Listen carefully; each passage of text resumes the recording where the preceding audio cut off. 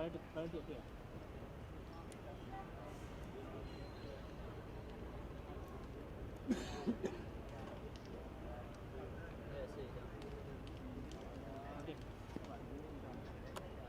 Okay, can. 3, 2, 1.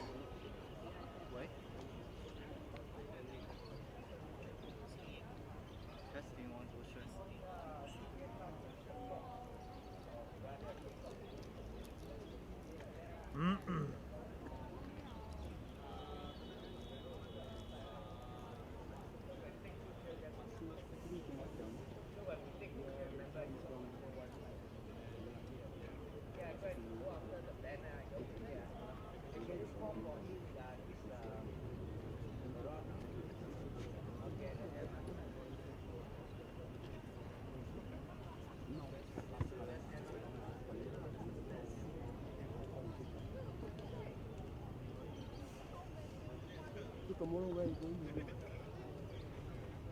现在有动静吗？有动静。它那个声音。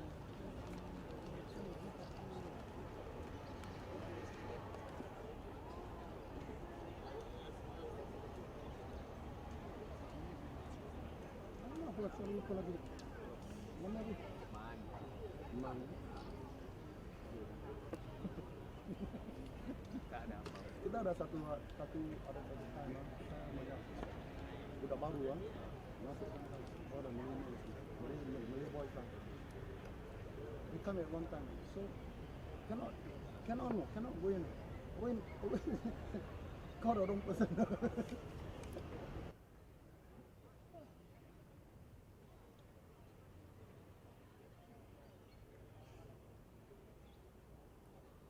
Oh. Wow, you came.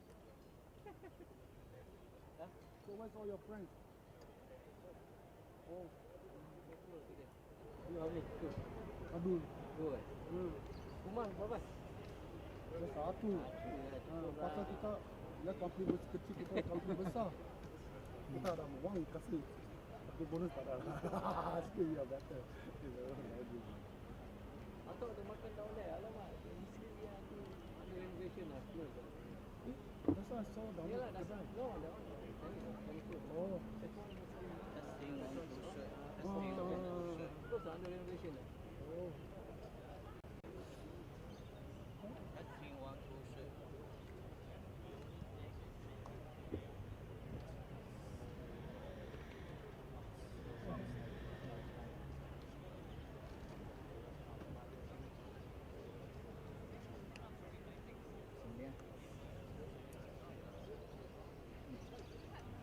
Siang lagi ya.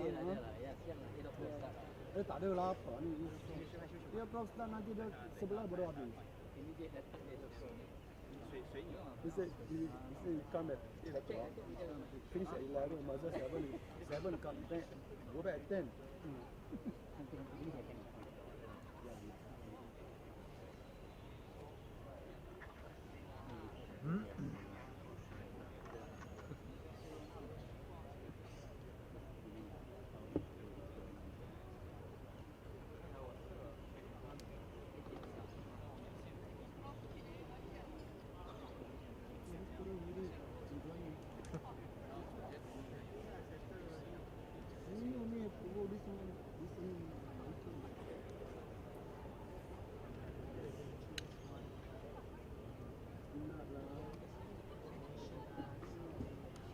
over here. Come on.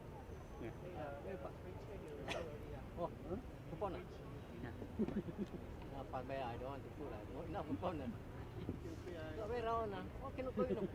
After 3 blocks lah. Then Yeah. can come in.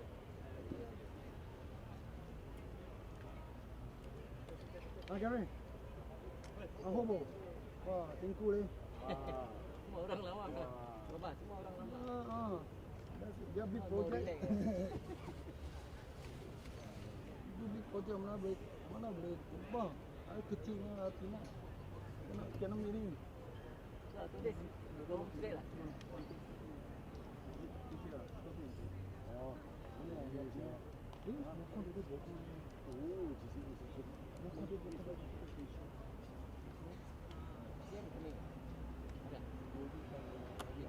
Kalau dia ada satu tempat lagi di belakang sini buat kebab kan. Aku tu lebih dulu. Iya, unit. Jadi abang saya ambil tu dah waktu ambil elektrik abang tu ayo ini. Ya. Jangan ya betul. Supermarket tau. Masuk supermarket satu bro. Ya, bukan satu tempat nah. Dia fikir secanda fikir tu lagi tempat lagi satu tempat. 2 jam 3 itu. Yesterday I was at Tokyo. Maka kamu sudah 10. I don't know lah. Maybe tak bisa lah. Sudah Indonesian Day sudah pernah. senang. Indonesian Day sudah pernah. Tapi dia tak keluar. Macam dia tak boleh ada.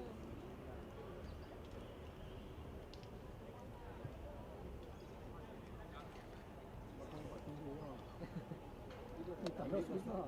Ada semua nak Terus tak boleh bangun ni. boleh lah apa ni.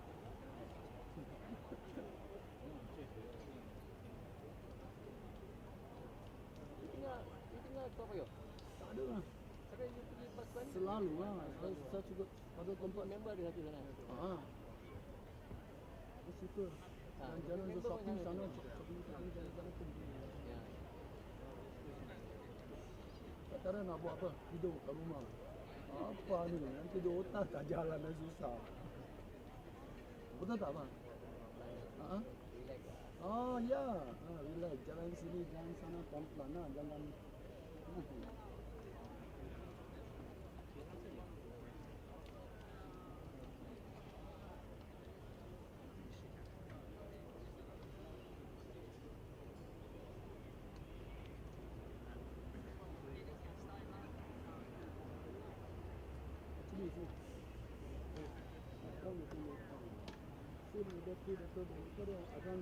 Around the AC, around the DC. People never think. Tu kepala hit lah, hit lah. They're not on the field, they don't know. I'm not running with me and I don't need to talk to her. If I 10 minutes I don't run, I say the 10 minutes. Yeah.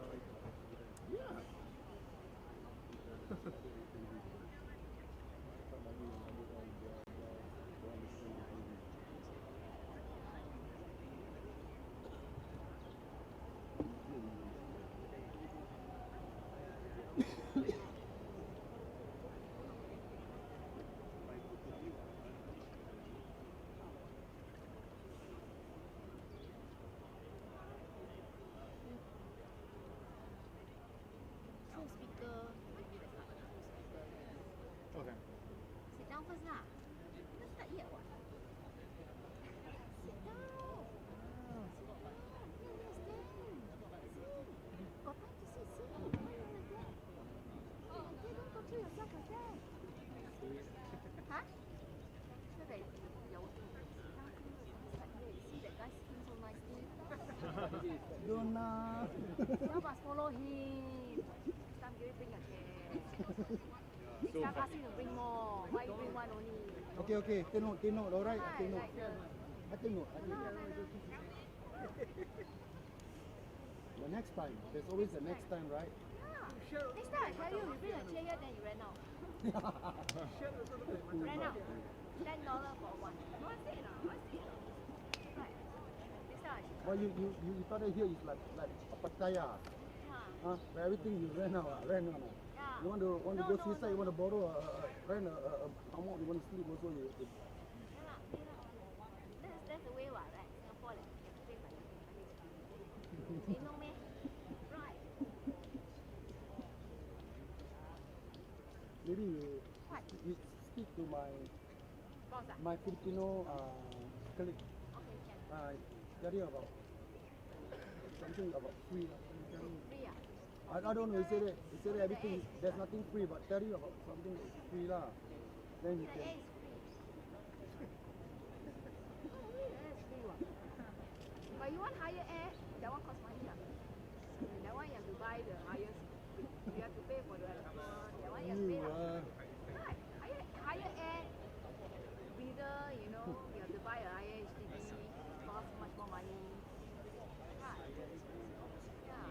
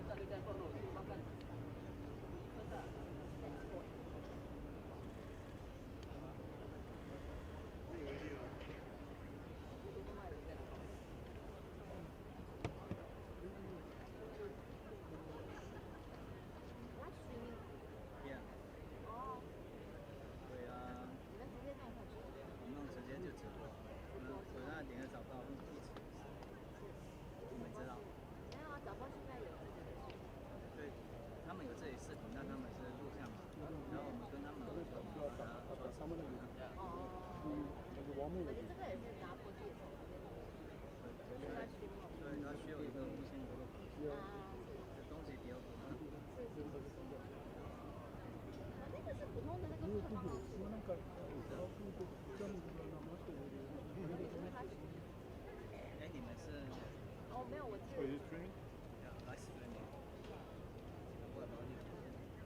哦，我们刚刚才去那个火车叫我们拍，刚刚才去叫我们拍的，他是来什么？没有，就是只有我们的室内比较紧凑， Itu kan dia 在线， sampai 7 jam. 但我们室内紧凑嘛，那我们的在线只能出去，对，你不能说太非常紧。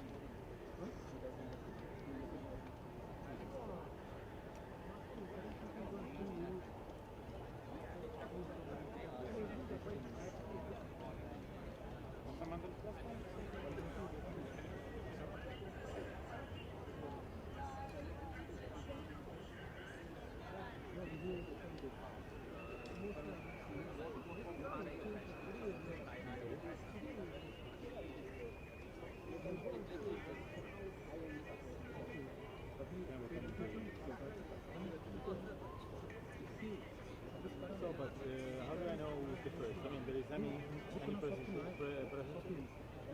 Sebelum kita nak buat. I have to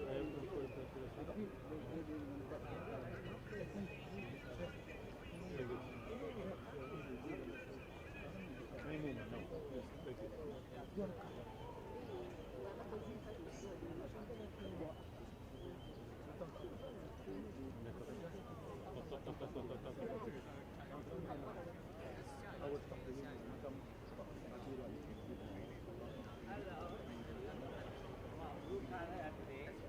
You know if there is any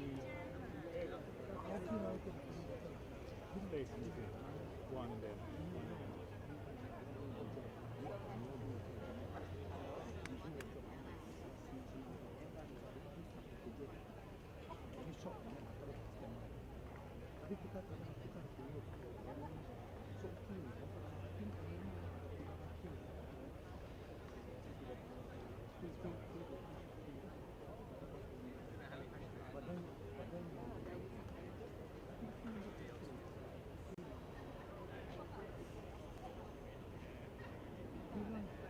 So you need this. I don't see you. How come I don't see you?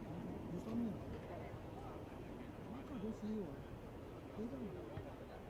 When you come, I didn't notice. News lah. I cakap kasi news lah. Big Chinese. Tapi tahu ada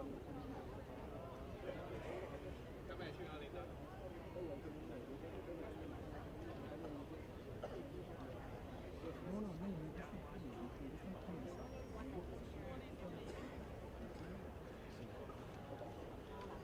Oh, tiap-tiap hari sama ada orang datang. Kerja banyak, tapi same people, more people come in here also semua. No, no, just Kan ada tak itu?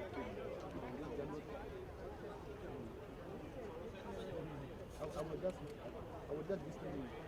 Say bang, you kenal Mang tak? Mang. Dia kasi siapa tu mesti dia. I will tell you now. I said you kenal Mang tak? Siapa tu? Aha. Ah.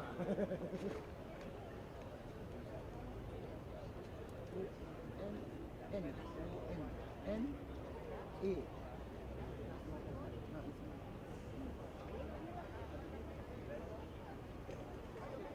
Tapi sekarang dia macam dah 2 orang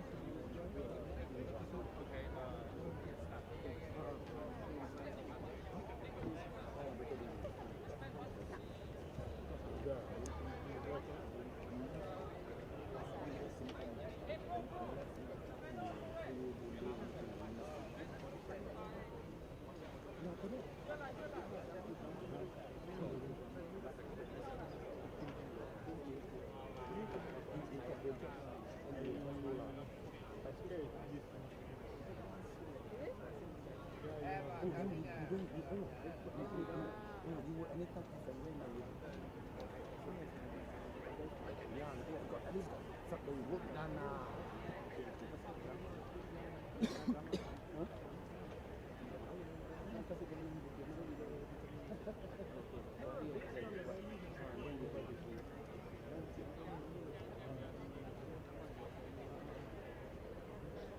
apa ni? Siapa dulu tak? Sentuh. Tak boleh nampak. Spread dia lah lama. Kau boleh tiup boleh. Takut dia duduk situ tau. Nanti PM sit. Terus tu kena sit.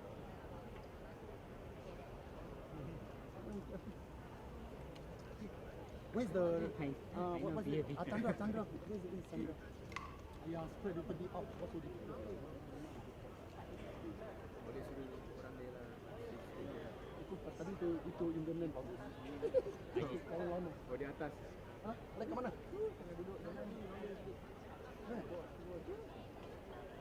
Alamak. Dia tak ada nama phone. Ayah panggil dia suruh. Boleh tak? Boleh. Siapa? Anyone. Tadi itu Malayman.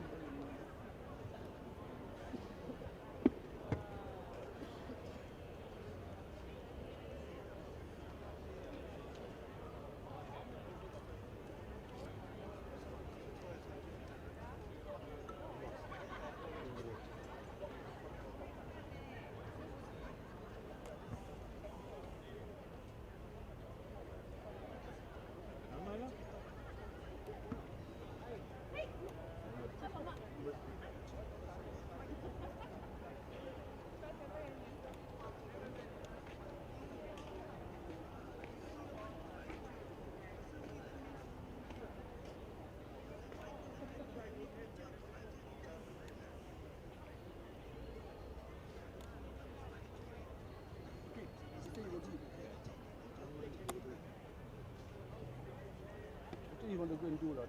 That man keep on talking to you.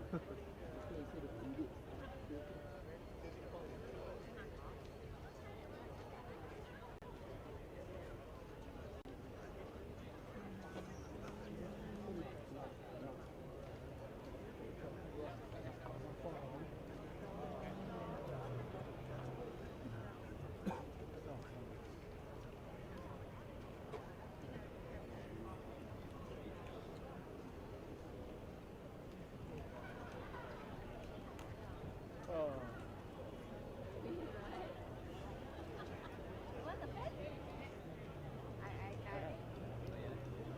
Yeah, the pen. You want the pen?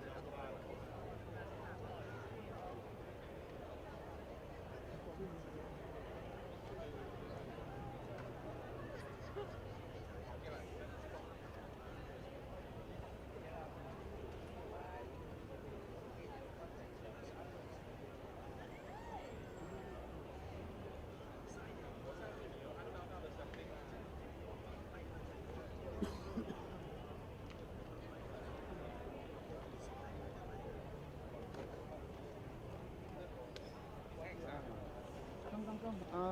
Kumar, have a look.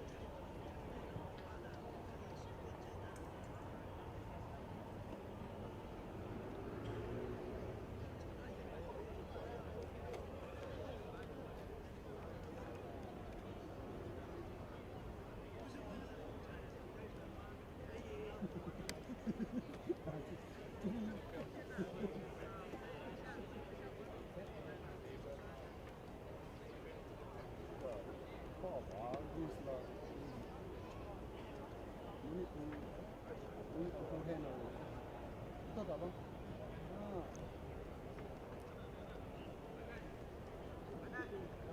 Bang. Bang sikit.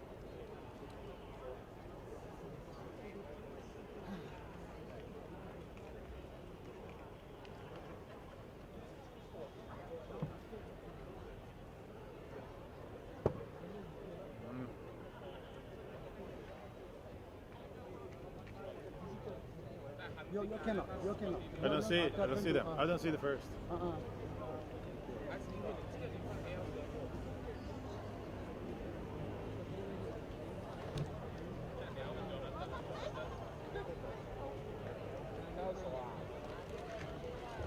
Is it okay?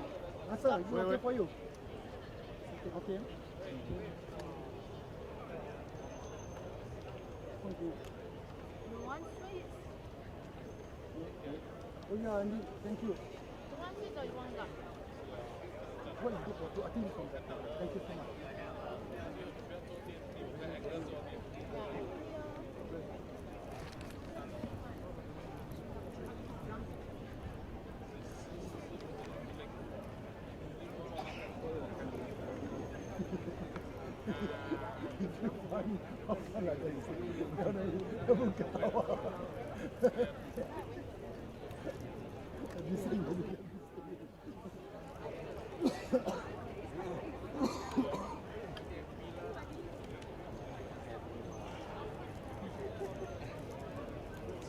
Singapore politics.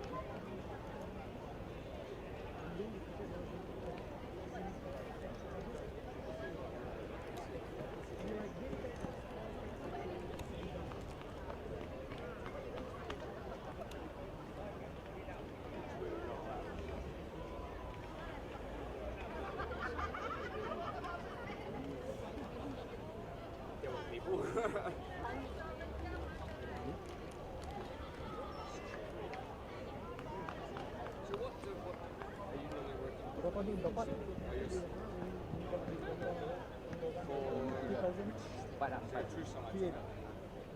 lah.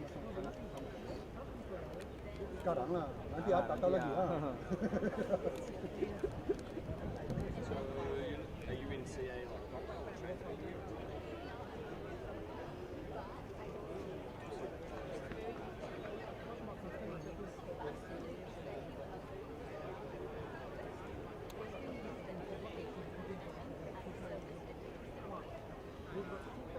So you working on programs?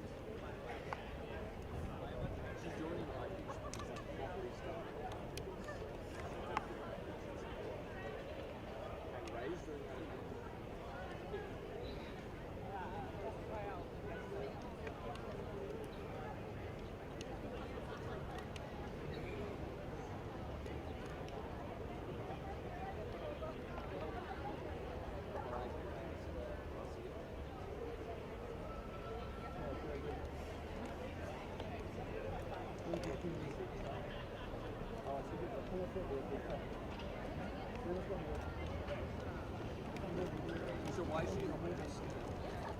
You'll be good in some flex. I mean what? Flex. Flex what? Nice flex. Oh yeah, I got it. You got it? Yeah, only one, but I can do more. Make my sting alive. Are you shooting me? The one I yell.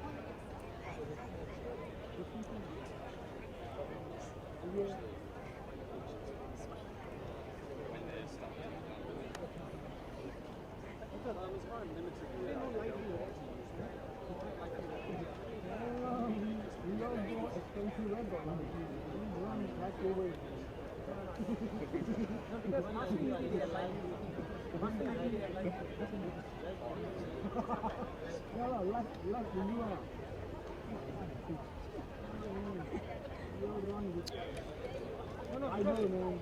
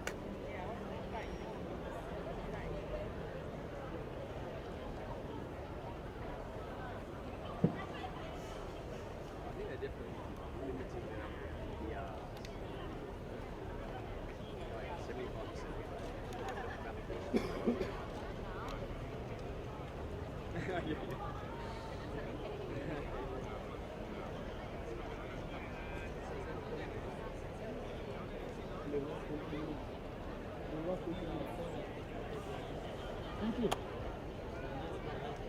Wow, thank you. I like to keep more like souvenir. You know what? Thank you. So,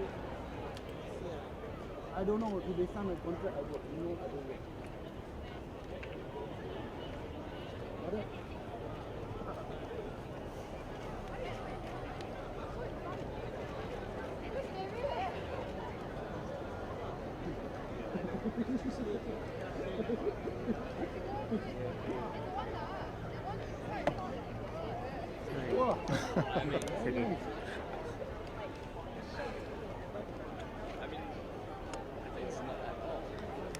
Bro, another one, bro, another one, see the hotel, like, this man is crazy.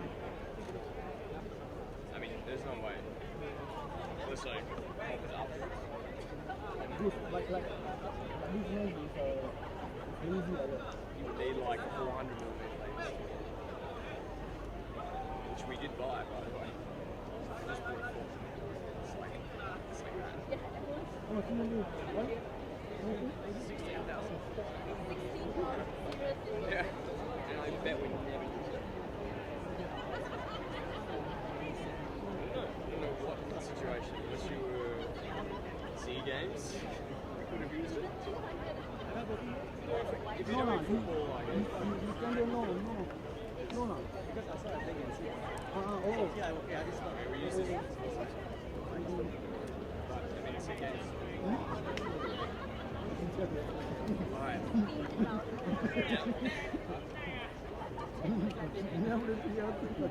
Debate.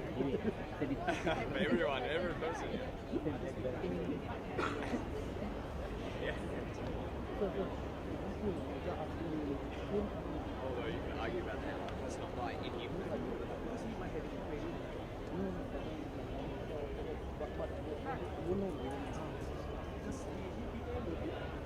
This was go everywhere.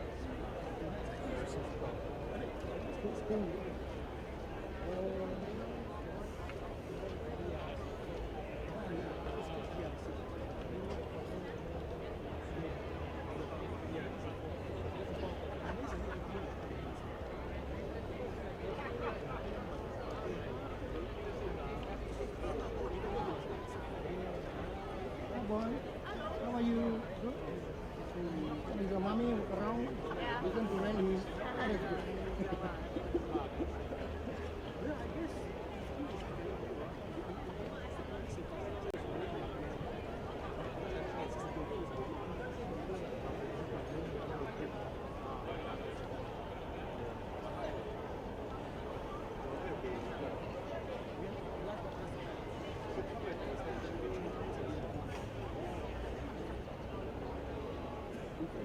No, I had taken a point there, that the point there. Oh, the thing is, they already there already. No. The sound is inside.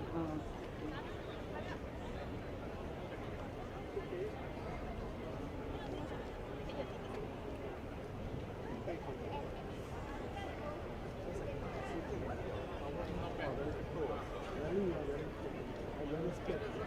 He is not scared of anything.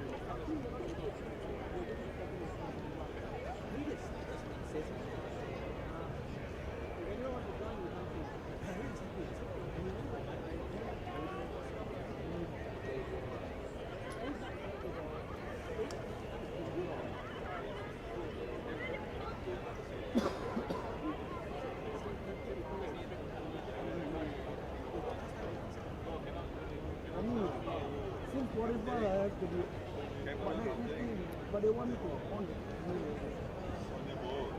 I don't need it then.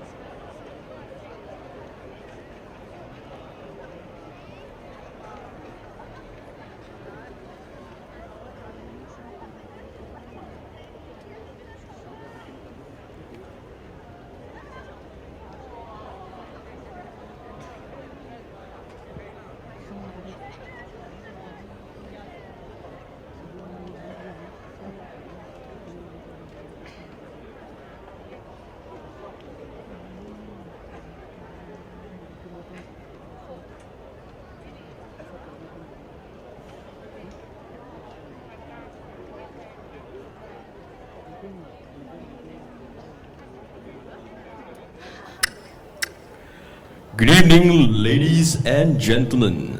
Welcome to the East Coast GRC People's Action Party Rally.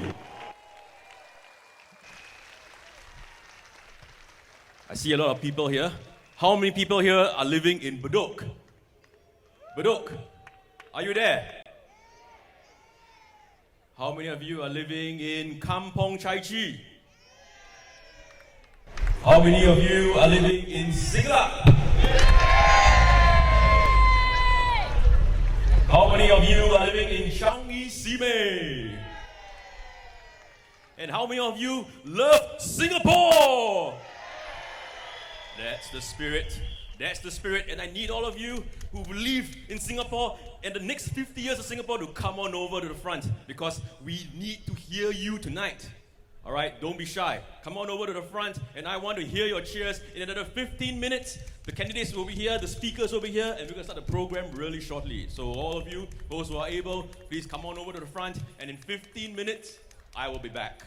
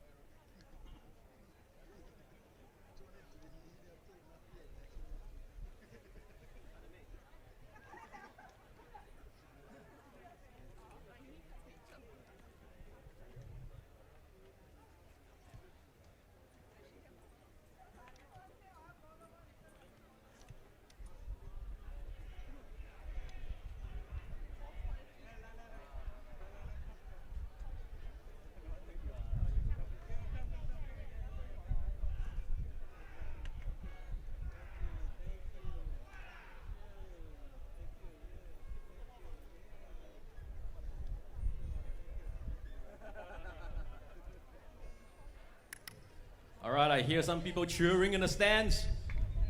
Are you still cheering or not? Don't be shy. Come on over to the front and we're going to cheer together. Let's do some warm-up before the actual show. How about that? So come on over. Those people on my left. Are you cheering for PAP? Come on over to the front and let's do this together. Tonight is the night, ladies and gentlemen. Tonight is the night that we show our love for the country for the next 50 years.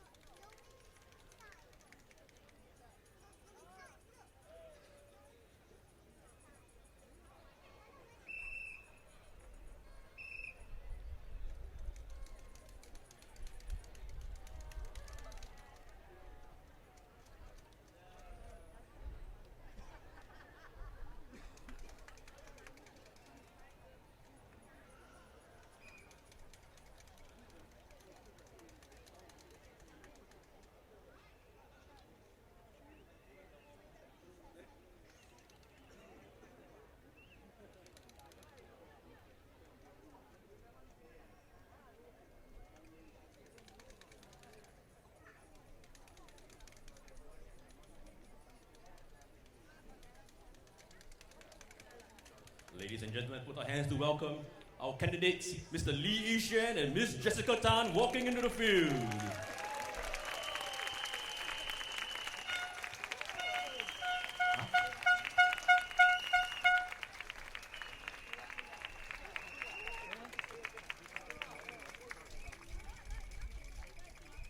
So if you want to have a good look, to say hello to Mr. Lee or Miss Jessica Tan, come on over to the front. Don't be shy. We have a lot of space. Come on over to the front and we will cheer together for the next 50 years.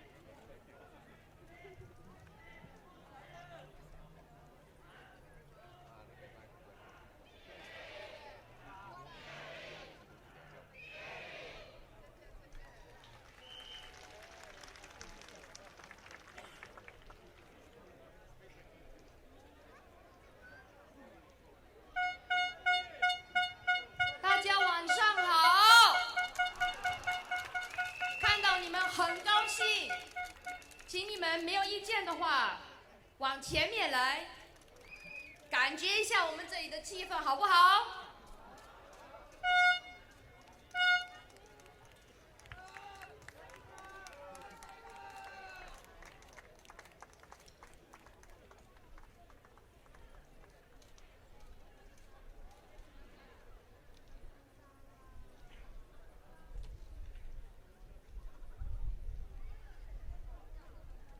All right, here's some cheers going on.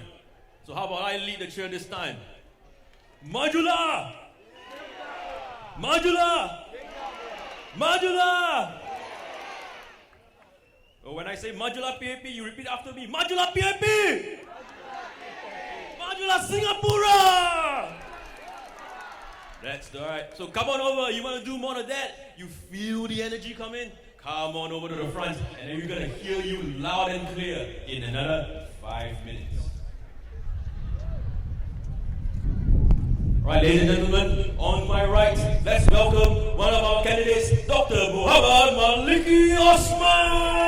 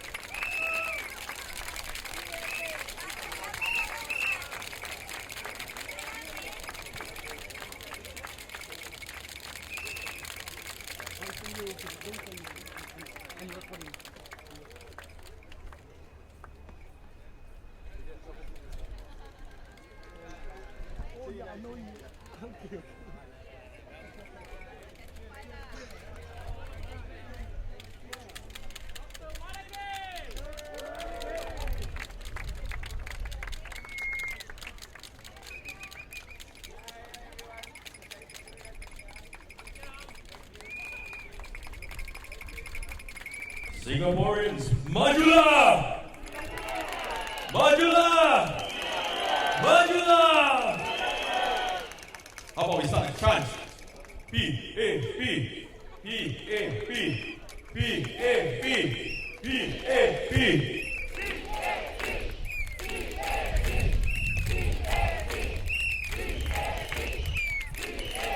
Majulah PAP! Majulah Singapura! right, thank you, ladies and gentlemen. We have some local speakers for you to start off tonight's rally, and these are all people who have been serving and living with you as your neighbors for the last 10 or 20 years. And the first speaker that we invite from Kampong Chai Chi, let's put our hands together to welcome Mr. Haridas Govindarajan.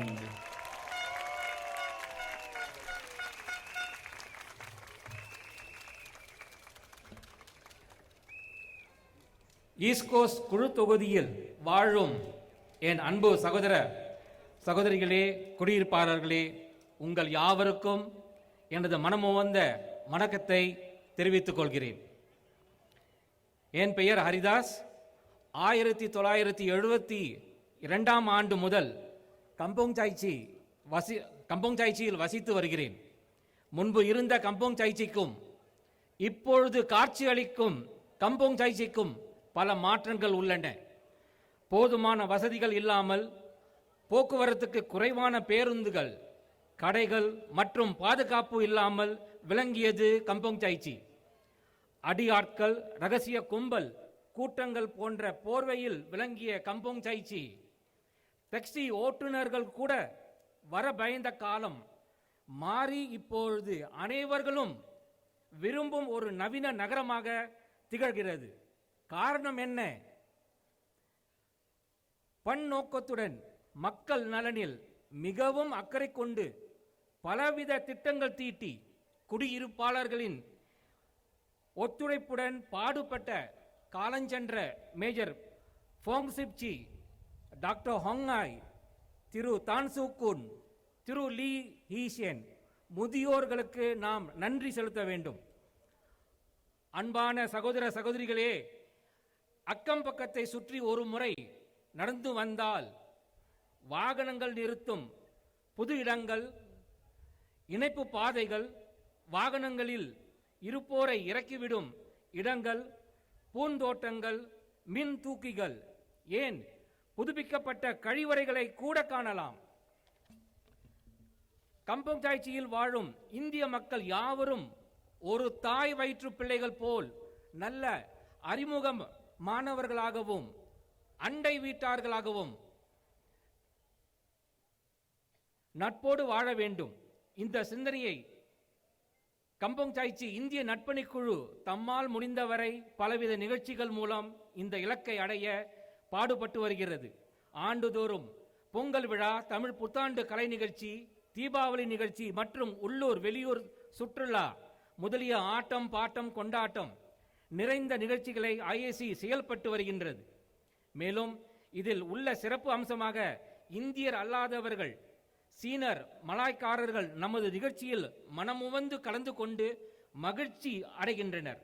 இந்திய பழக்க வழக்கங்கள், கலாச்சாரங்கள் போன்றவற்றை அறிந்து கொள்ள நல்ல வாய்ப்பை அளிக்கிறது.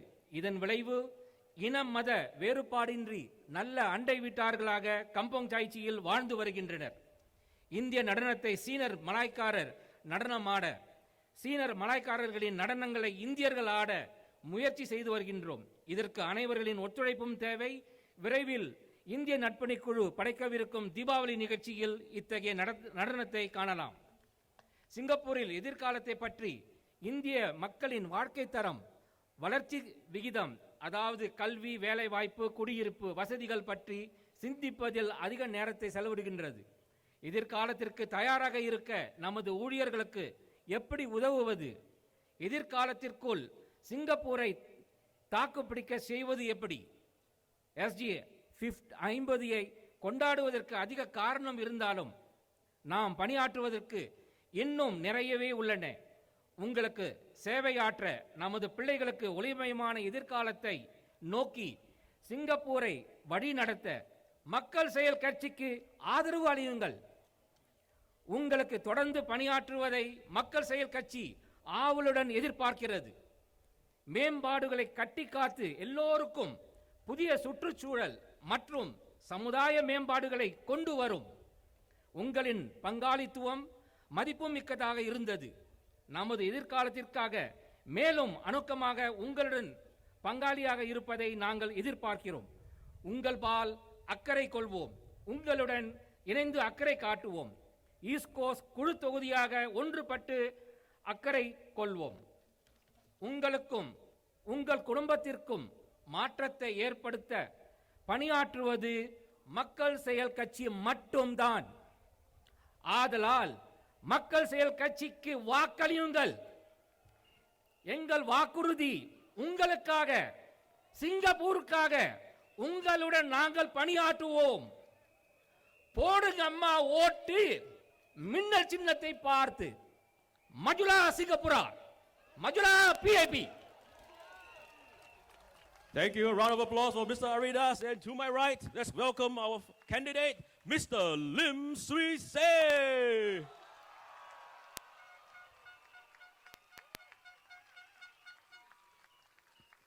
How about let's cheer for Mr. Lim Swee Say. Majula! Majula! Majula! All right, we have another speaker, also a long-time activist and resident of East Coast. Let's put your hands together to welcome on stage, Madam Vivian Niu.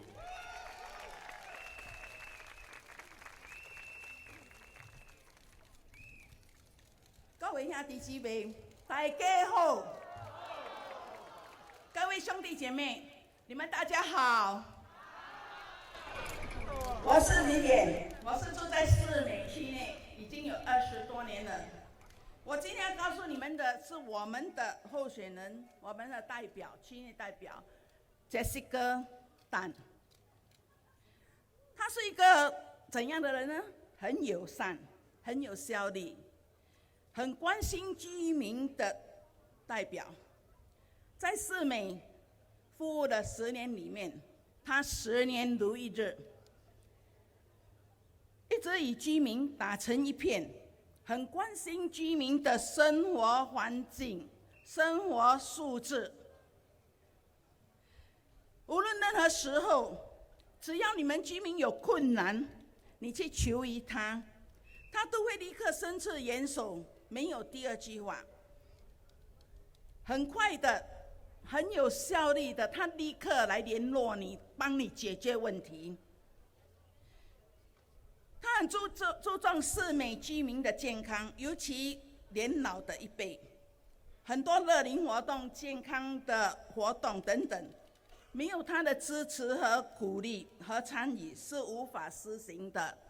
他有老吾老，人之老；幼吾幼，人之幼的精神。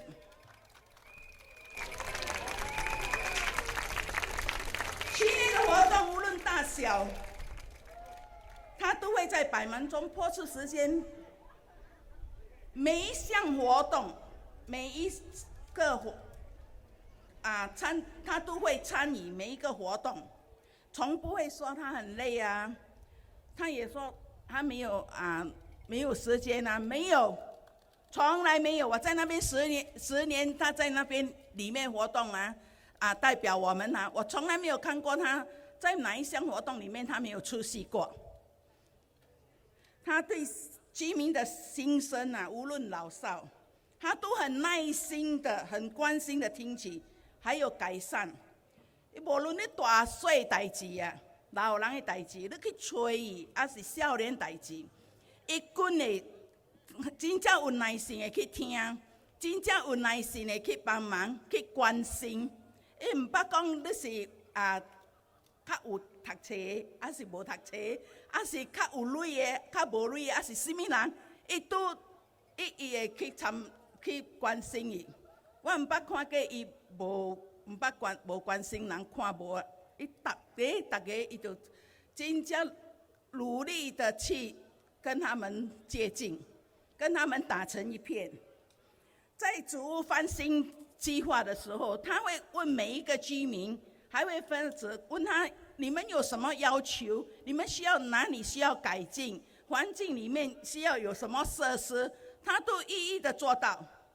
你路不平，你跟他讲这个残疾人士要那个轮椅很难走他就会去弄他平他。或者说这里很少运动场所，你知道市美是一个很小的区域了很少活动，他们要去到登宾尼才能够活动。他就会在那个翻新的计划下，建造了很多运动场所，让那些做工的人在工余之后能够去那边运动，这样就能够保持身体健康啊。所以世美因为有这样一位这么好、这么亲切的代表 Miss Jessica Tan， 使住在区内的人很安全、拥有保障，而且生活素质也提高了，能够在工余的时候去活动，能够很安全的、很方便的在区内四处的走动。我们唯有这么一位这样关心、这样关切我们的代表而感到骄傲。我们生活在这个区内，有安全感，你们说是吗？我们要支持他，支持我们的 PAP， 使我们下来的日子会更加好，使我们的子子孙孙生活得更幸福、更有素质。谢谢各位。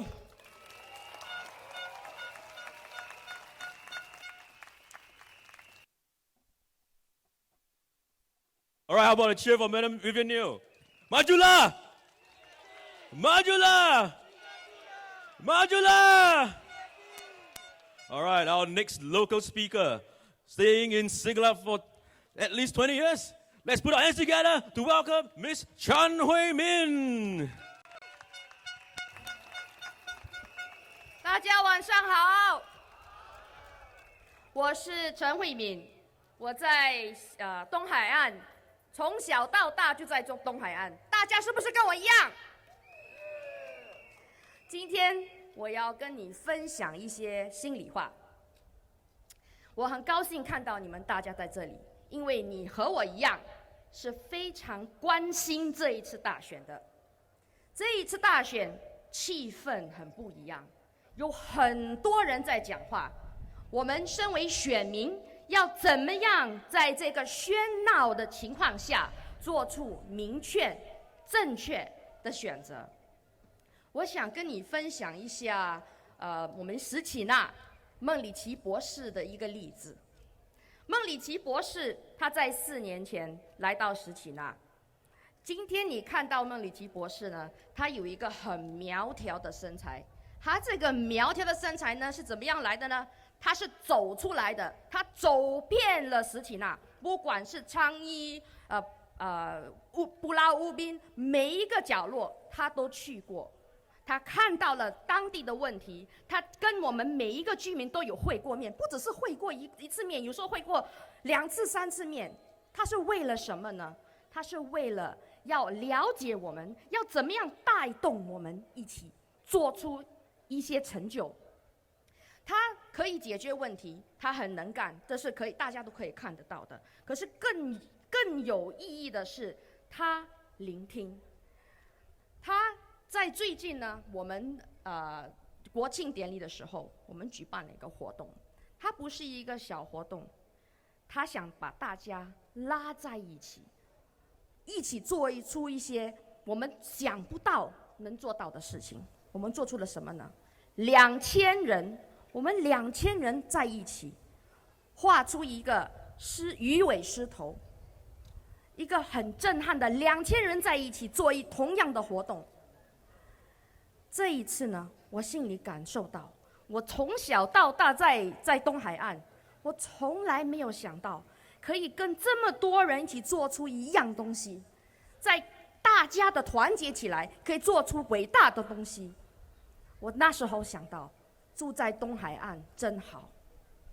如果换了班人，换了另外的人，我们在东海岸是不是可以一样好？这是个未知数。我们选政府也是一样，要选一个可以让我们把自己做不到的事情、想不到的事情做得到，带领我们做到我们意想不到的事情。我们的周围在变化，不止新加坡有很多人在讲话，我们的邻居马来西亚、泰国也有很多人在变动。我们的大家周围的情况都不一定。经济情况越来越衰退，在这种情况下，我们必须团结起来，我们要有一些可以信任、我们可以信任的人，带领我们做出我们自己想不到我们可以做到的事情。所以在这里，我要跟大家呼吁一下，我们要选的是人民行动党。This bears repeating in English. We have to choose leaders who will take us places we didn't think we could go before. Vote for PAP. Majulah PAP! Majulah PAP! Majulah Singapura! Alright, now our next speaker speaking in Malay. Let's put our hands together to welcome Mr. Yusof!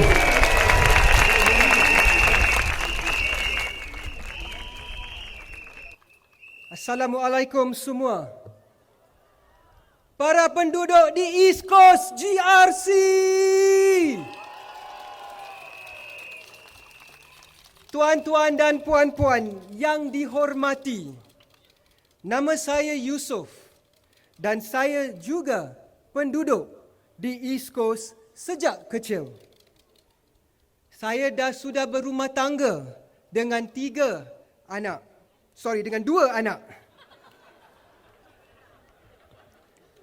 InsyaAllah 3. Sejak dahulu, PAP telah menjaga tempat ini. Tempat di East Coast. Mereka membina tempat ini untuk kita semua. Menjaga keluarga saya, ibu bapa, abang, adik saya, saudara mara dan juga rakan-rakan saya. PAP menjaga masyarakat kami, menjaga negara kami. Apabila saya murid di kawasan East Coast, saya melihat perubahan di sekolah saya dan juga di sekelilingnya.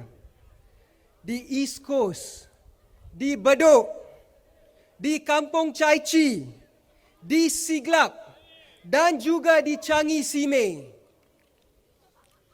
Saya masih ingat masa dahulu, masa apabila kami terpaksa menggunakan lilin tengah-tengah malam. 30 tahun dahulu, bekalan api dan air selalu terputus. Hari ini, alhamdulillah, api dan air kami lebih daripada cukup. Lebih sehingga kita boleh memberi air balik di seberang tambak. Inilah taraf hidup. Taraf hidup yang kita sedang menikmati. Saya tidak bimbang jikalau anak saya balik ke rumah bila lewat malam. Tetapi kedamaian di Singapura ini tidak boleh diambil mudah ataupun senang. PAP mengambil berat tentang kita, anak-anak kita dan yang ada cucu-cicit kita. Encik Lim Swee Say dengan pasukannya di East Coast. Encik Lim Swee Say dengan pasukannya di East Coast baik dan murah hati. Bila Encik Lim Swee Say tiba di Bedok, saya mengakui saya bimbang kerana saya tidak tahu pemikirannya dan hatinya sama seperti Profesor Jayakumar yang telah bersara. Tetapi saya melihat ketekunan dan kerajinan untuk menolong para penduduk kita. Saya yakin yang Perdana Menteri kita, Encik Lee Hsien Loong, telah memilih seseorang menteri yang hebat di East Coast. Saya melihat depan saya Encik Lim Swee Say dan pasukannya berbincang dengan ahli Town Council, berbincang bagaimana hendak mempertingkatkan kebersihan dan keindahan di East Coast, di sekitar East Coast. Niat pasukan PAP di East Coast bersih. Niat di hati mereka ialah untuk kami, penduduk di East Coast. PAP amat menghargai sumbangan masyarakat Melayu di Singapura. Pemimpin PAP di East Coast selalu bertanya tentang hal-hal dan isu-isu dialami oleh masyarakat kami, masyarakat Melayu. Mendiang Encik Lee Kuan Yew 50 tahun dahulu telah berjanji dengan rakyat yang Singapura ini milik semua kaum, tak kira bangsa atau agama. Inilah perjanjian yang PAP akan tetap melaksanakan. Para penduduk East Coast GRC, marilah kami bersatu untuk Singapura. Saya menyusun 10 jari. Marilah kita bersyukur atas titik peluh datuk nenek, ibu bapa kita, generasi perintis kita. Marilah kita bekerjasama untuk menambah kejayaan ini. Marilah kita bersemangat untuk mempertingkatkan taraf hidup di East Coast GRC. Marilah kita mengundi PAP. Majulah PAP. Majulah Singapura. Majulah PAP. Dengan semangat, majulah Singapura. Terima kasih. Wassalamualaikum warahmatullahi wabarakatuh. Terima kasih Abang Yusof. Majulah PAP. Undilah PAP. Majulah Singapura. Alright, now our final speaker for tonight. Let's put our hands together for an activist for more 7 years, Mr. Lee Yi Shyan.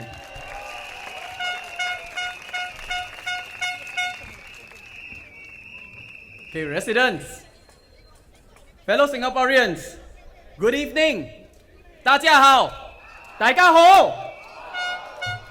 I'd like to talk tonight about why Singapore is a 4A country. Why East Coast is a 4A GRC. 为什么新加坡是一个4个 A 的 GRC? You know, in the finance industry, we have this term we call the credit rating. Basically, 有借有还，再借不难, right? Coincidentally, Singapore is already rated AAA by all the major ratings agencies. But I believe if there is a special rating for Singapore, for East Coast, we are 4A country. We are 4A GRC. Okay, why? Okay, let me explain why, okay? The first A, action, 行动, 行动. Over here in East Coast, our MPs have launched many initiatives over the last few years to serve our residents, such as We Care at East Coast. Our MPs and our activists have been walking the ground consistently. We have been reaching out, listening. As Minister Lim, my minister, serves the people personally at the Meet the People sessions. We have been walking the ground during our mobile Meet the People sessions. We walk to each and every door, knocking, visiting the residents, finding out their needs.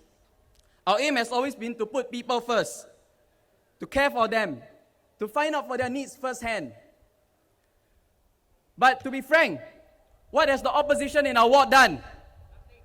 They have been selling the hammer. And anything else? Nothing, right? So, have they been helping out with the weak, the disadvantaged, the poor, the elderly? Do you see them making sacrifices of their time? Or do they need to be in power before they do anything? Most likely, they only pop up once every 4 years. Just like I had an elderly lady, she came up to me, spoke to me in Cantonese. 佢哋好似係瞓咗覺啦，每4個年起身一次。So do you want a party of action and ability, or a party which wakes up only once every 4 years? Second A, aspirations, 志愿. The PAP is not perfect, but it grows with you. It fulfills your aspirations. The party has been continually growing and improving over the past few decades to serve you. I recall how my parents told me 50 years ago to go to the washroom, you had to light the oil lamps and take their time, very careful so they don't step accidentally into the toilet. Because the whole of Singapore was enveloped in darkness at night. But today in the future, things are much brighter. And they are going to get much brighter with the PAP. So let us work hand in hand. Let the government fulfill our aspirations, from the most basic to the most complex ones. 你我同心，为国为民. The third A, accountability. I don't think I need to say much more about this, but our party has always been open, transparent, accountable. We are ranked the most transparent country in the world and the least corrupt in Asia. So fellow Singaporeans, even though I believe that we Singaporeans are very forgiving, sometimes we are forgetful, but we can tell right from wrong. We value integrity and honesty in our leaders. Let us make the right choice. And finally, ability, Nanli. The brave new world we are living in is also a more dangerous one. You look all over the world, you open the papers, there's political gridlock, financial instability, terrorism and more in other countries. At home, we have so many challenges. Nothing can be taken for granted. We need a strong, undivided government which can give us an edge, an advantage. So my friend told me, there are some types of voters, which may vote the opposition, maybe unknowingly. One who knows opposition parties not ready to take over, but you still vote them. One who wants opposition to be in parliament for the sake of more voices, even though this has failed in other countries. One who believes the opposition because of their sweet promises. And one who is angry at the government for personal reasons, but does not look at the big picture. But friends, the opposition in contesting in every ward, the possibility of a freak result is very real. So I'm very concerned, like what our founding father, Mr. Lee Kuan Yew, said. Once the unexpected happens, we can never put Singapore together again. Just like Humpty Dumpty cannot be put together again. So fellow residents, each of us are builders of the house in Singapore, in our very own corner of Singapore called East Coast. Do we want to build our future and our children's on the blue sand? Or do you want to build it on the rock which is fundamentally sound? Let us work together to build a better future for us and our children. With you, for Singapore. Majulah PAP! Thank you, Mr. Lee Say. How about a round of applause for all our local speakers for tonight?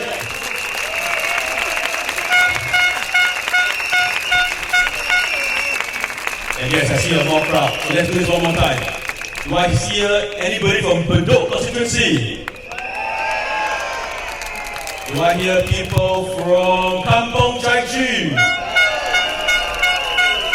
Do I hear people from Singlap? Now, do I hear people from Changi Simei? And now, let us hear from all of you Singaporeans! Majulah PAP! Majulah PAP! Majulah Singapura!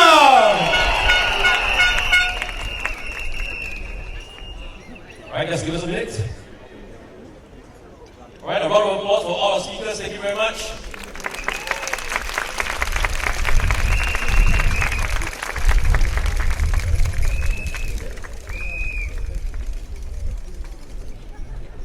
Now let us welcome on stage all the four. Let's welcome on stage all the four candidates for East Coast GRC.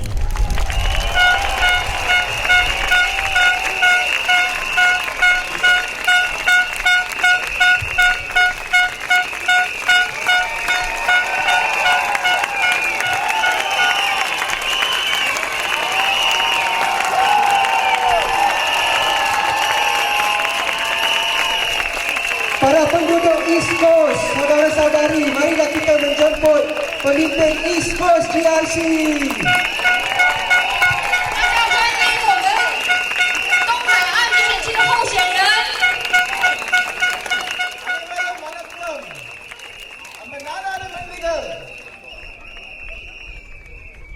Tuan-tuan dan puan-puan, pemimpin yang pertama untuk East Coast GRC, Encik Lee Yi Shyan.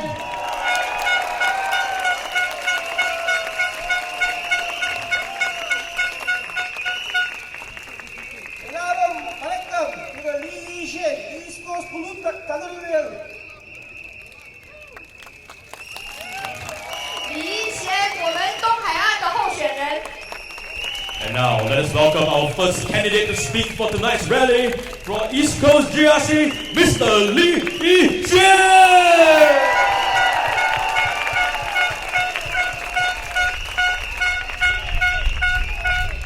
亲爱的东海岸居民，大家晚上好。Selamat malam， 大家晚上好，大家晚上好。50年前，新加坡一无所有。80年代，梁文福老师的一首歌里面就这么写道：我们这里是新加坡，我们都曾一无所有过。现在拥有的不算什么，但是比别人珍惜的多。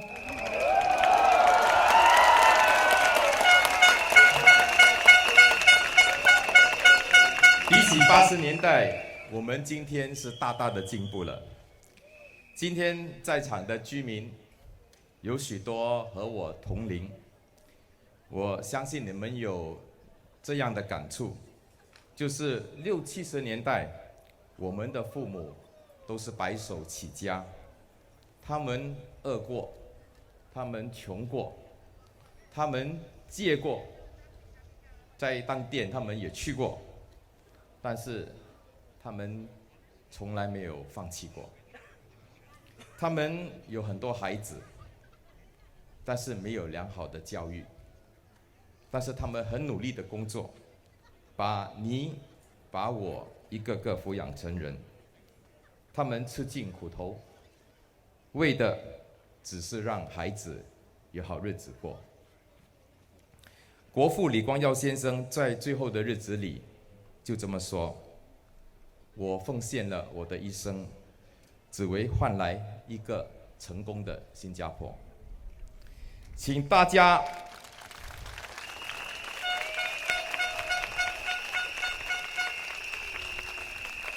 家给在场的建国一代一个热烈的掌声。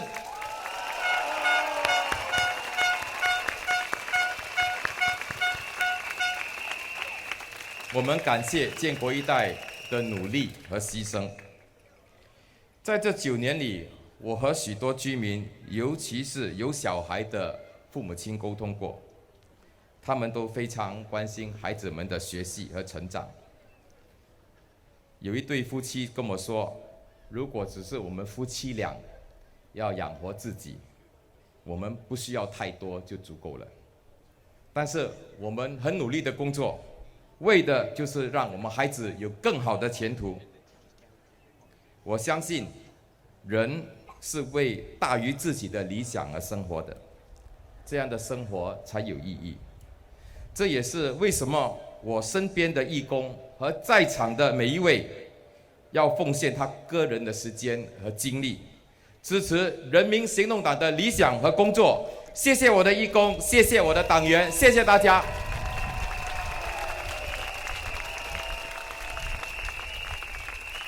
亲爱的居民们，自2006年开始，我9年来广泛的、细心的聆听了居民的反馈和建议，进行了多项的翻新工作，就包括电梯的翻新、游乐场、有盖走廊、候车亭的建设。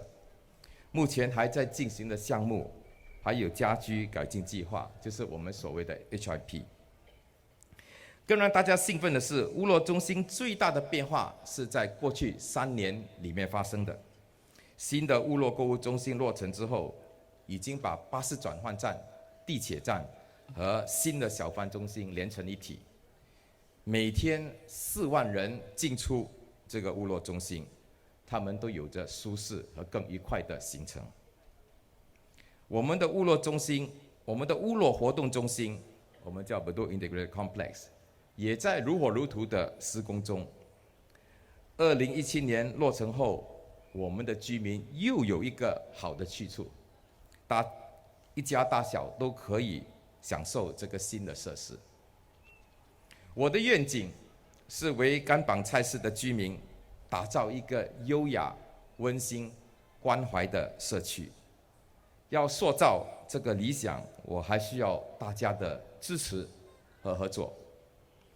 甘榜菜市的人口不断的老化，今天每9个人里面就有3个是超过50岁，每100个人里面就有12个是超过65岁。所以我们会建设更多的老人活动中心和辅导中心，让乐龄的居民有更充实和健康的日子。但是近年来，乌洛北也迎来了不少新婚的家庭，我也有计划为他们提供更多的托儿所，来帮忙他照顾成长中的小孩。亲爱的居民，我很感谢东海岸居民给我的机会，让我过去在9年里有机会和大家讨论和推进大小规模室内户外的各项提升工程。但是对我来说，最珍贵的是我认识了你们，你们的孩子和你们的父母。当我看到你们的时候，就像看到自己的家庭和我自己的朋友。我很诚挚的期待能够再有机会和你合作，一起打造这个温馨、优雅和关怀的社区。让我们为下一代奋斗，让我们塑造一个更幸福的新加坡。请支持人民行动党，请支持更美好的未来。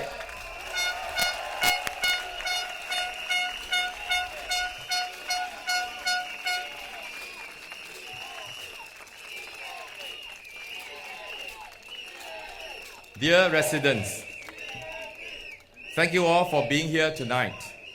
Your presence means a lot to me and my colleagues. In my walkabout these 2 days, I have received many kind words of support and encouragement. From all the residents to me, thank you so much. In my Mandarin speech earlier on, I mentioned the many upgrading projects in Kampong Chai Chi, from drop-off points to children playgrounds, from community gardens to lift upgrading and covered linkways. I want to thank all our residents in Kampong Chai Chi for putting in their efforts and making them possible. Thank you very much.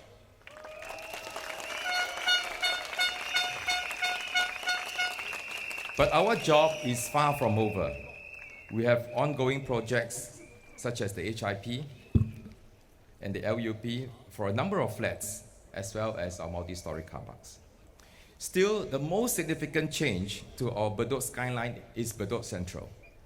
It is the integration of Bedok bus interchange, Bedok MRT, and the 208 hawker center with a shopping mall.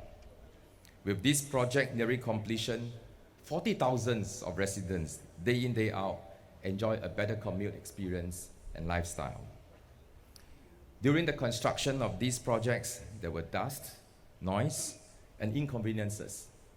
But the residents who are affected exercise much patience and understanding. They know it is better. They know it is necessary for a better tomorrow. Thank you all for your patience and support.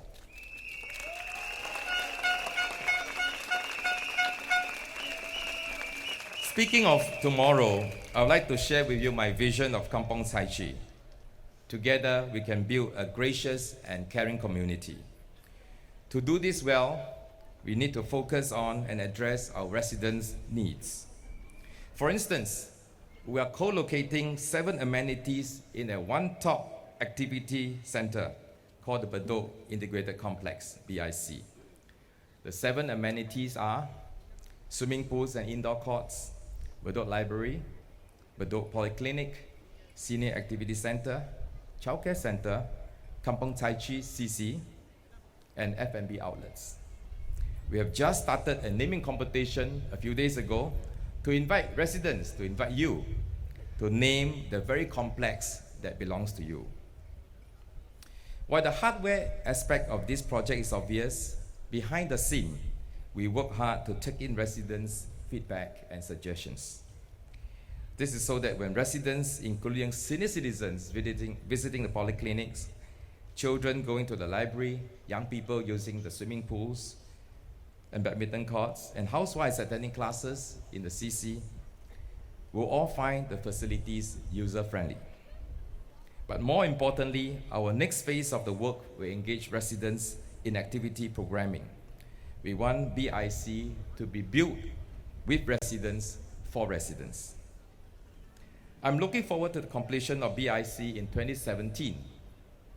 In the meantime, we have other improvement projects in the pipeline, including the provision of more childcare centers and elderly care centers in Kampong Chai Chi, building of bicycle lanes and park connectors in the community. All these are the results of residents' feedback and suggestions. Thank you very much.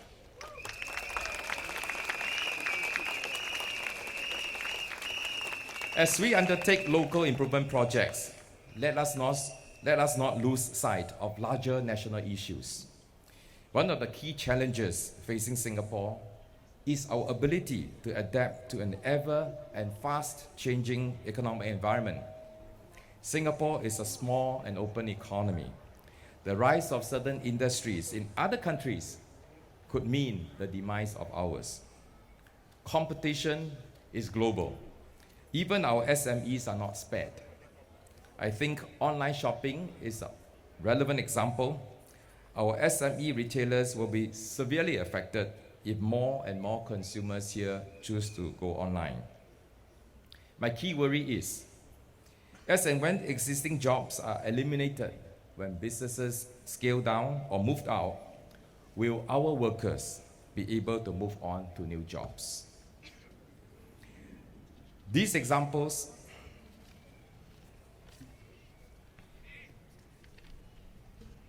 Several weeks ago, I read with interest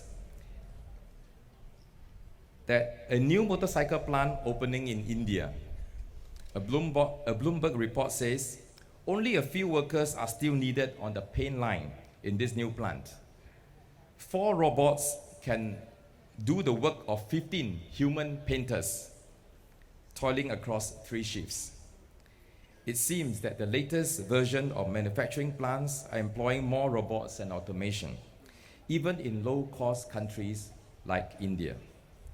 These investments do create jobs, but they are jobs created for engineers, technicians, and IT support. Investor Mr. Jim Roger, in one 2012 interview, predicted there's going to be a huge shift in American society. The stockbrokers are going to be driving taxis, stockbrokers. So PME jobs are no longer secure too. Now that sharing apps such as Grab Taxi and Uber are gaining popularity, taxi companies in some countries are under tremendous pressure. Meanwhile, Google and others have started experimenting driverless cars. Can you imagine the days when taxi cars come without drivers? To ensure that training is relevant. These examples only emphasize the urgency to prepare ourselves to future-proof our workers. At the national level, therefore, I would like to help champion the cause of SkillsFuture initiatives. Under the SkillsFuture initiatives, we are going to give everyone above 25 years old a training credit in 2016. How many of you are above 25? I think except for a few young children. Our workers can use this credit to sign up for approved courses which help them to deepen their skill sets or acquire new skills. We are also giving special attention to workers above 40 years old. How many of you are 40 years and above? Many of you.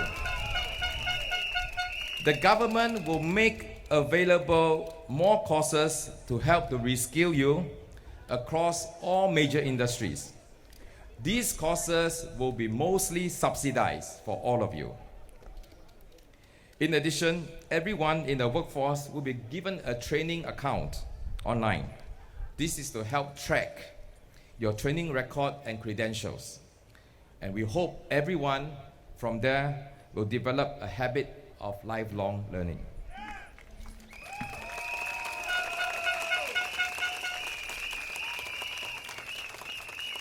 Workers have to take ownership of learning and development, but we also need the employers, the businesses, to work with us closely. The government now is working with the industries to develop 20 sectorial manpower plans. We are defining the skill set, not just for today's application, but also the skill sets ready for tomorrow's job.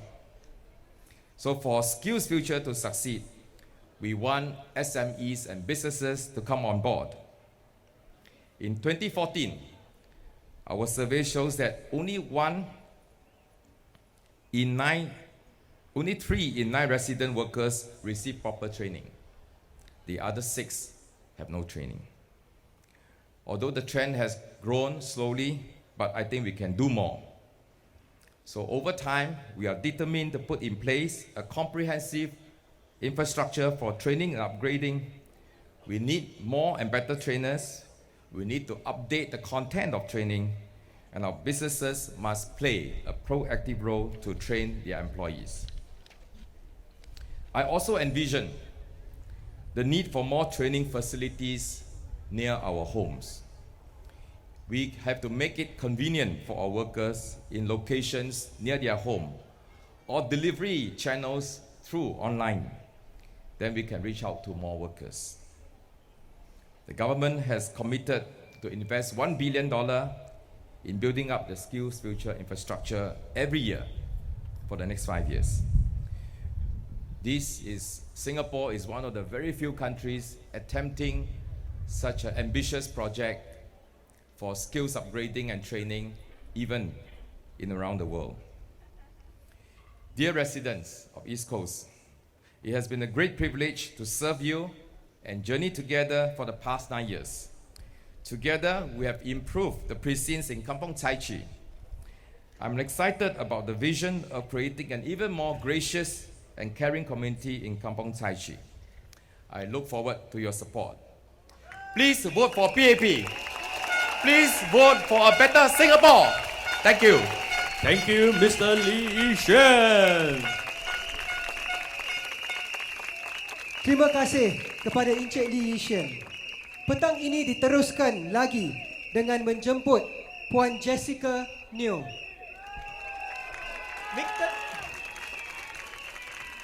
Mika Nandri, Kirali, Adata Pechalan, East Coast, Kulu Togriel, Chang Isime, Selvi, Jessica Tan, Avagale. 欢迎陈顺阳。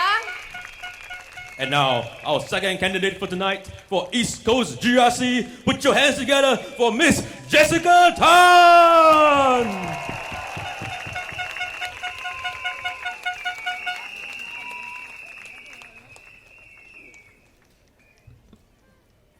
Hello, East Coast GRC, friends and supporters, a very good evening. Thank you for your support and engagement with us in the last 9 years. This has allowed us to care for you, care with you, and care for East Coast GRC and Singapore.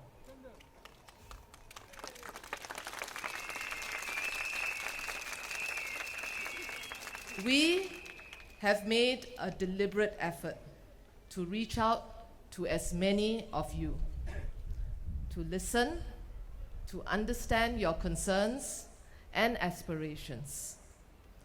This range from matters that impact your lives from a day-to-day basis, to your aspirations for your family and for your environment around you.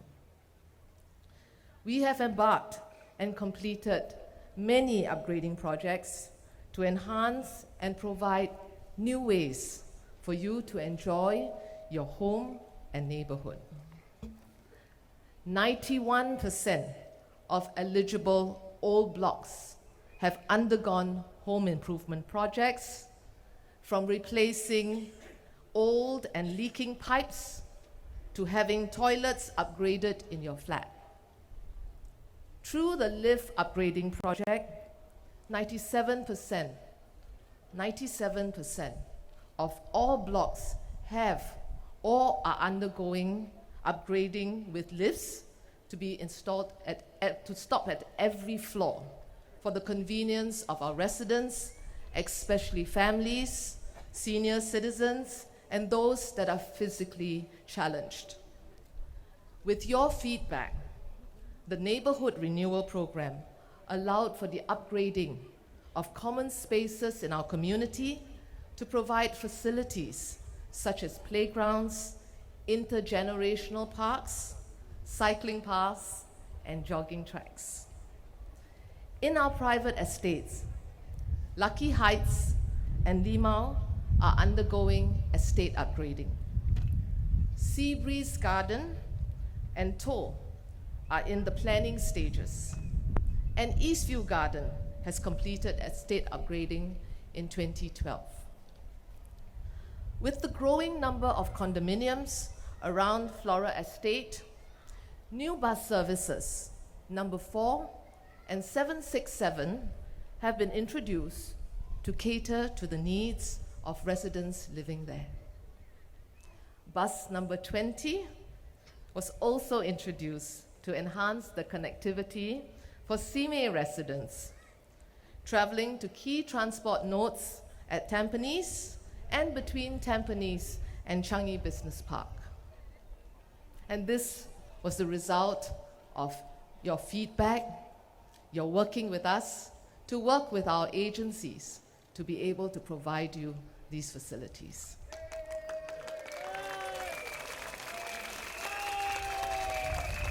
The downtown MRT line, which will be completed by 2017, and plans for the Thomson East Coast Line will improve residents' commute time. In the last 4 years, we have invested $50 million in maintaining your homes, including re-roofing, rewiring, lift parts replacements, repairs and repainting. And why was this done? Was to ensure that our residents living in the public housing had safe and comfortable homes. We believe in not just taking care of today, but also providing for tomorrow. So with strong financial management, we have been able to invest a further $50 million for the next 5 years for repair and redecoration, lift replacement, water tanks and pump replacement, rewiring, re-roofing, and refuse flushing systems for our public housing. And this will come from our sinking fund.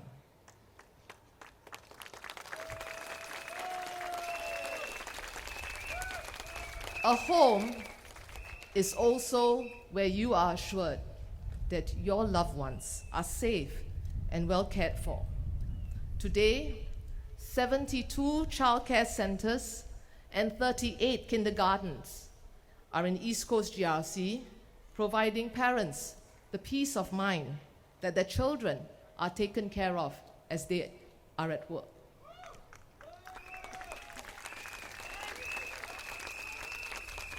So as we prepare for an aging population, a new elder care center in Simei will begin operations by October this year. A new senior care center at the Bedok Integrated Complex was announced earlier in July and is scheduled to start operations in 2017.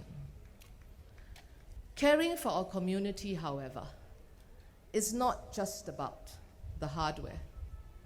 It has to be about the hardware. Singapore must continue to remain a home that provides us the opportunities that allow us to succeed and build a better life for our families. It must be one that is inclusive and supportive for us. Even when we face challenges at different points in our lives, we could have been diagnosed with a major illness, perhaps even lost our job. We could be a student who needs a second chance in our education system, or a mid-career professional that needs to reskill.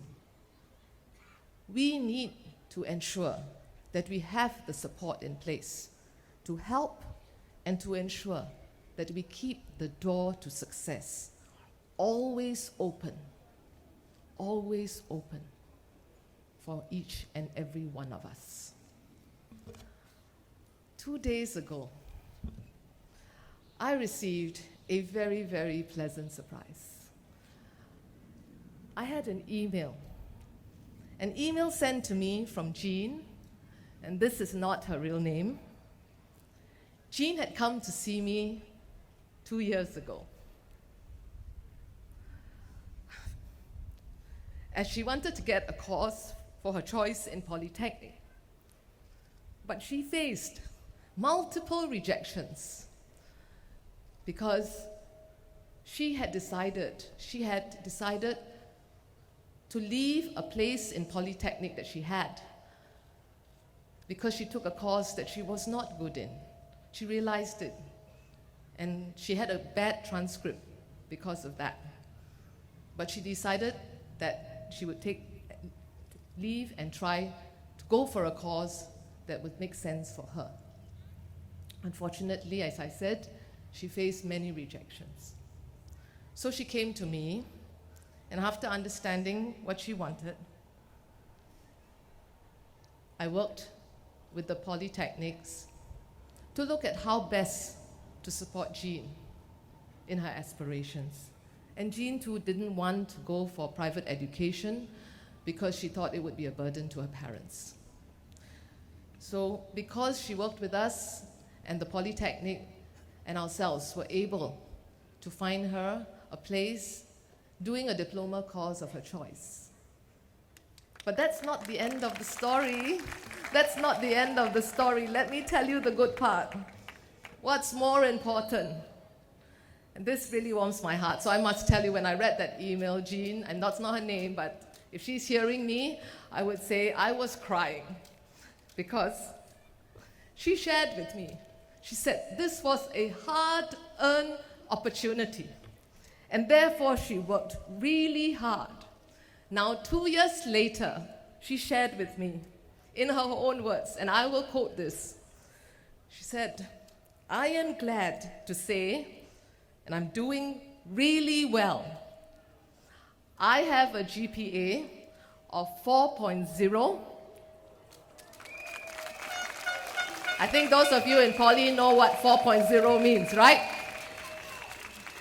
And guess what? She is now in the top 10% of her cohort.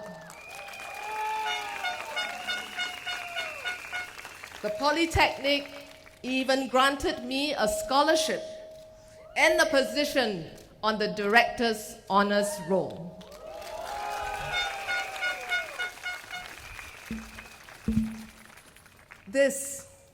This is the Singapore. This is the Singapore that we must all build together. So whether we're talking about our education system, job opportunities, the quality of public services, affordable housing and home ownership, healthcare, or strengthening of our social networks, what is important is how these policies are able to empathize with the needs of Singaporeans and allow you to improve your lives. We must have this people-first, Singaporean-first approach so that we can focus on good policies. We must have the courage to listen to the ground, to hear our people, to engage in the right conversations. And when policies do not land as they are intended to, your voices matter. And we need to hear it. We need to hear it from you and then refine the policies. You got to work with us to refine those policies. And this is why in East Coast GRC, when Mr. Lim Swee Say said, we do things different, is because we have invested because we believe in deep engagement with you. That's why we've invested in the long hours of dialogues, chit-chat, street parties, block parties, and little group conversations. You had also been very forthcoming and proactive with providing your feedback. So, for example, when East Point Mall was upgraded, the bank moved out. So you told me through the various house visits I did and when I bumped into you, and even in the last few days, how it impacted your everyday inconvenience or convenience. So I heard you, and so while it is a commercial matter between the bank and the mall, I decided that I should engage with the management of the mall and POSB to find a win-win solution. So I will tell you this. When I told all those stories and the feedback that you gave me, and I quoted many of you, especially all the aunties, when I quoted all of you, POSB believed me that they were a bank that you wanted to have back in East Point Mall. And East Point Mall too decided that they had to work with POSB to make this happen. So I will very happily tell you, guess what? Today in East Point Mall, you'll see the hoarding up. POSB is coming soon. So all that we have achieved, we did so together. We need you to continue to give us your trust, to build our Singapore together. We care at East Coast together.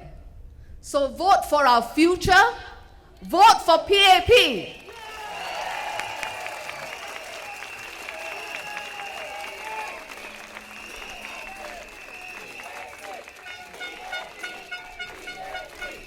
亲爱的选民们，晚上好。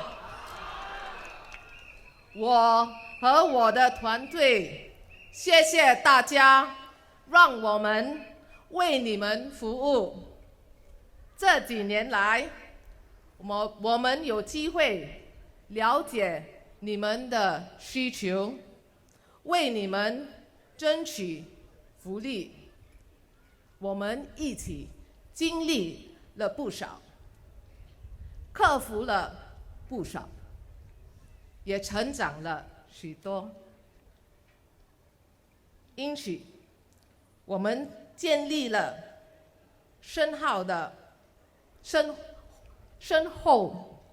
合作关系。新加坡有今天的成就，是建国一代给了我们一个稳定的基础。谢谢建国一代。接下来，我们要继续努力，打造一个让我们能骄傲的新加坡。我们要的新加坡是个更加包容和充满机会的社会。我们必须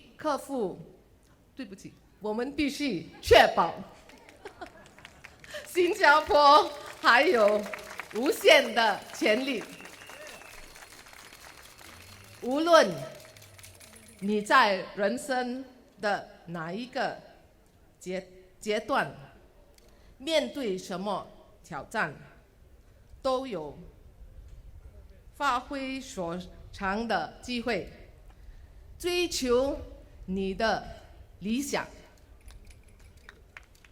为了创造一个属于大家的未来，请大家继续相信和支持人民行动党，请投我们一票，谢谢。Thank you, Miss Jessica Tan. Terima kasih Puan Jessica Tan. Seterusnya, Pemimpin East Coast GRC, Dr. Maliki bin Osman. Nandri Selvi Jessica Tan. Ada Pecaler Dr. Maliki Osman. 欢迎候选人孟里奇博士。 And our third candidate for tonight from East Coast GRC Siglap, Dr. Muhammad Maliki Osman.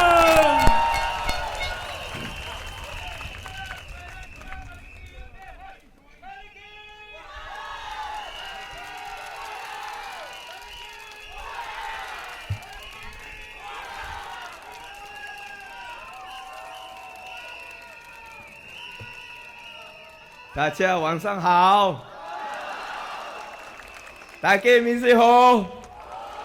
今日我爱讲，安怎管我人关心老人的问题，好不好？我爱讲华语加英文，会使未 ？Because my Hokkien not so good lah. So I try a little bit until I will talk a little bit in English, in Malay. Then I will speak in English. But there are two areas which I want to talk about tonight to show how much we care for residents of East Coast. Let me start off with my speech in Malay. Saya lahir tahun Singapura Merdeka. Tahun 1965.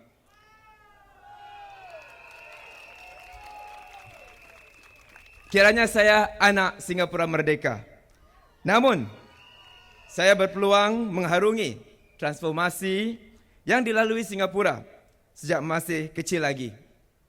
Saya berpeluang menjamah pengalaman hidup di kampung ke zaman bermulanya flat-flat sewa dan kemudian bertempat di rumah yang dimiliki oleh orang tua saya.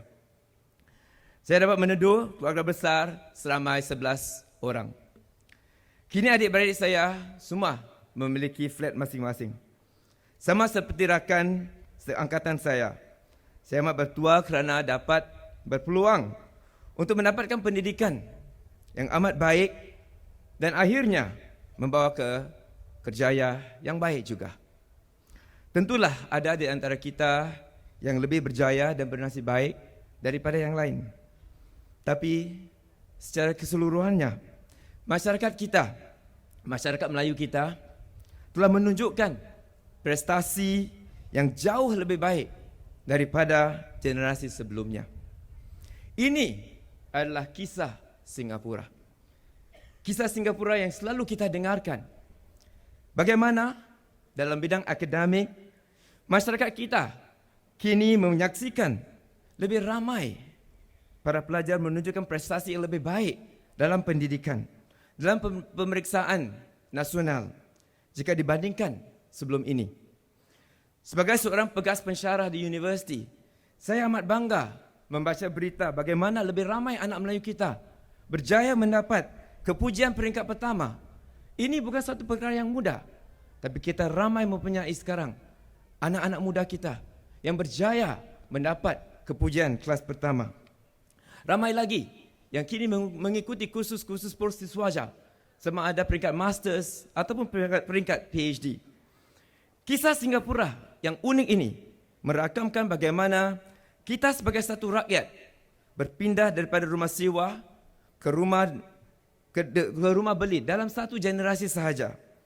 Saya amat pasti ramai di antara kita yang mempunyai kisah yang sama. Yang dahulu tinggal di kampung, yang dahulu tinggal di rumah sewa, tapi kini mempunyai rumah milik kita sendiri. Hanya di Singapura saja kita dapat kisah seperti ini. Betul tak? Kini 90% rakyat Singapura memiliki flat mereka sendiri. Masyarakat Melayu kita juga sama, telah berpindah dan meraihkan manfaat dan proses ini.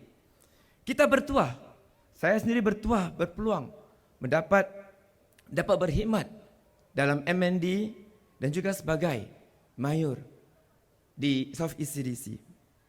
Pemilikan rumah adalah pemangkin kritikal demi memperkasakan keluarga kita untuk berdaya tahan yang mempunyai merasa selamat kerana memiliki rumah mereka sendiri dan aset untuk masa depan yang lebih cerah untuk anak-anak mereka.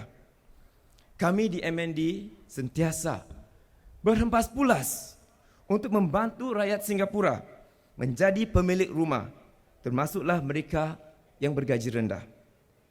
Kini 90% di antara mereka yang bergaji rendah sudah pun cuba memiliki flat mereka.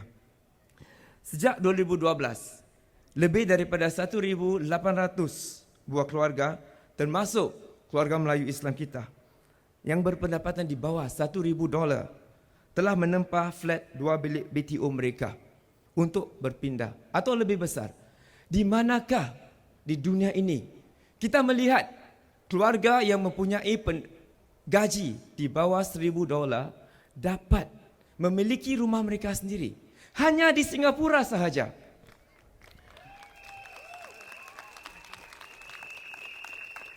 Dan mereka yang tidak mampu dan tiada sokongan keluarga atau pilihan perumahan yang lain boleh menyewa flat awal daripada HDB. Kita sekarang mempunyai 50,000 flat sewa HDB. Dan kita akan meningkatkan bilangan ini kepada 60,000 dalam jangka masa 2 tahun lagi. Dari jumlah 50,000 ini, kita mempunyai anak keluarga Melayu juga sebanyak 30%. Tapi kini, keluarga di dalam rumah sewa juga boleh memiliki flat mereka sendiri. Dan kami menggalakkan mereka untuk terus berupaya berjaya memiliki flat mereka sendiri. Hari ini, 2,600 penyewa flat flat sewa HDB telah pun menempah flat-flat BTO mereka dan sedang menunggu flat-flat ini untuk hampir siap. Bukankah ini satu keadaan yang harus kita banggakan? Hanya di Singapura saja kita melihat bagaimana mereka yang tinggal di rumah sewa diberi peluang untuk memiliki flat mereka sendiri. Hanya di Singapura saja kita dapat menjadikan ini satu kenyataan. Dalam saya bekerja di MND sebagai pekerja sosial, sebagai Datuk Bandar di Southeast CDC, saya telah amat prihatin dan sering menyokong keluarga-keluarga yang berada di bawahan, yang menghadapi cabaran sosial, cabaran psikologi, dan saya ingin terus membantu mereka. Malah ramai yang pernah mengalami nasib sedemikian. Saya dulu pernah mengalami nasib sedemikian. Tapi hanya di Singapura saja. Hanya di Singapura saja yang kita dapat peluang untuk meningkatkan diri kita. Peluang untuk berjaya. Peluang untuk menjadi pemilik rumah. Banyak keluarga yang perlu kita pimpin, yang perlu kita bimbing.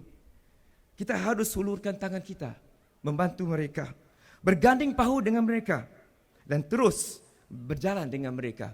Berjalan di sisi mereka, bukan di hadapan mereka, bukan di belakang mereka, tapi di sisi mereka.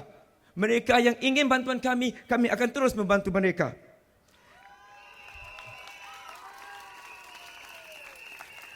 Kita mesti yakin, mereka meyakinkan mereka yang pemerintah dan masyarakat amat mengambil berat tentang hidup mereka.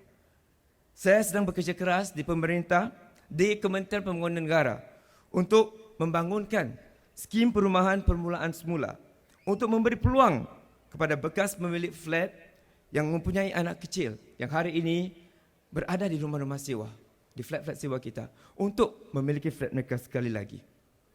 Para penduduk East Coast GRC, pemerintah Singapura, pemerintah PAP amat mengambil berat terhadap masyarakat Melayu kita. Pemerintah mengambil berat terhadap mereka yang kecil, yang muda, yang tua, yang berpandapatan rendah, dan juga yang berpandapatan tengah. Kami ingin membina masa depan yang kaya dengan peluang untuk semua. Masyarakat Melayu kita telah menunjukkan prestasi yang lebih baik sejak 50 tahun ini. Kami akan menggalakkan lebih ramai untuk berjaya pada masa depan. Dan saya memimpin tangan mereka untuk yang tinggal di belakang. Mungkin ada yang tersandung dan terjatuh, tapi kami akan berada di sisi mereka untuk membantu mereka membersihkan luka mereka, memberi mereka kekuatan untuk meneruskan perjalanan ini dengan kita. Kami akan menjadikan 50 tahun seterusnya lebih hebat untuk anak-anak kita dan anak-anak mereka. Terima kasih.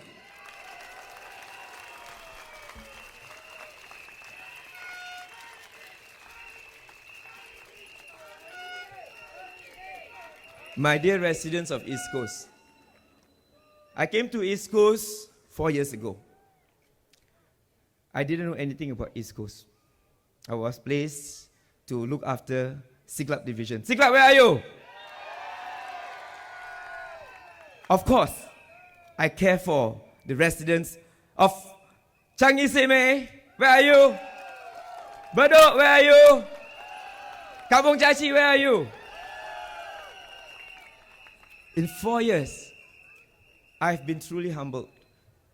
Humbled by the experience, the opportunity to show how much you mean to all of us. We spend hours visiting you. You welcome us to your homes. You accepted our invitation to have a chat, to share with us your concerns, to share with us your deep desires of change, to share with us your inner thoughts. We fully appreciate each and every word that you share with us. For the last 4 years, all of 4 of us have done nothing but listen to you. Listened, listened, and listened. And we don't only listen, and we act upon it. We've done all that we can. I'm going to share with you some things that we've done. And what have we done? There's so much that we can talk about today. I just want to share with you 2 aspects that's dear to my heart. I want to talk to you about how much we've cared for our low-income families. Because the low-income families are as much Singaporeans as any of us. And I want to talk about the elderly. Because it's without the elderly, we will not be here today.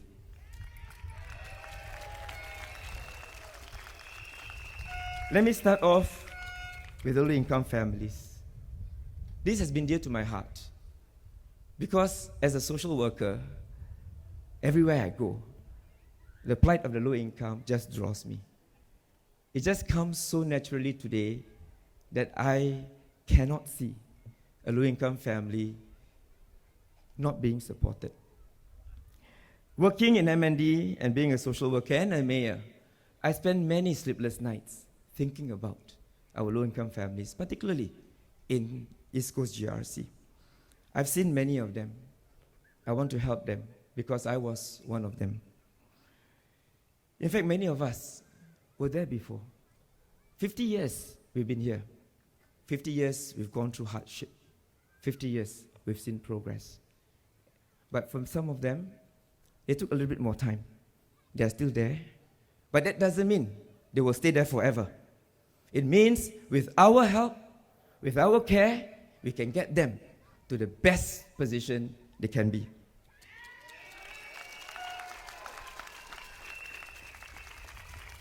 First, we want to make sure that every Singaporean who has the potential will become a homeowner. Home ownership is critical.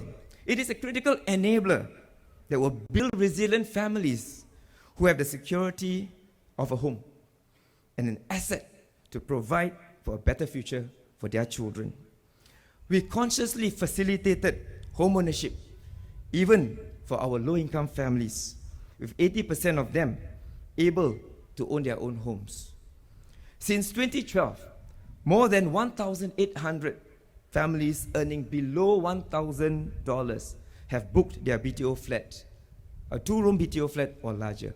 $1,000 household income, and they're able to book a 2-room BTO flat or larger. Now, where can we find that? It shows that in Singapore, we try our very best to make sure that even the lowest income families in Singapore have the ability to own their own home. Why do we want that? Because we want to make sure they are able to build resilient families in their own homes. In fact, those who cannot afford at the moment, we offer them rental flats. Today, we have 50,000 rental flats run by HDB. We are going to build more, another 10,000 more by 2017, to house some of them We want to make sure that these are temporary housing, so that those who can continue to afford to own their flats, we will help them. We will do our best to make sure that every family who is able to own their flat will be supported. However, some of these families who are in rental flats require some hand-holding, some guidance. I've met many of them. We must offer them this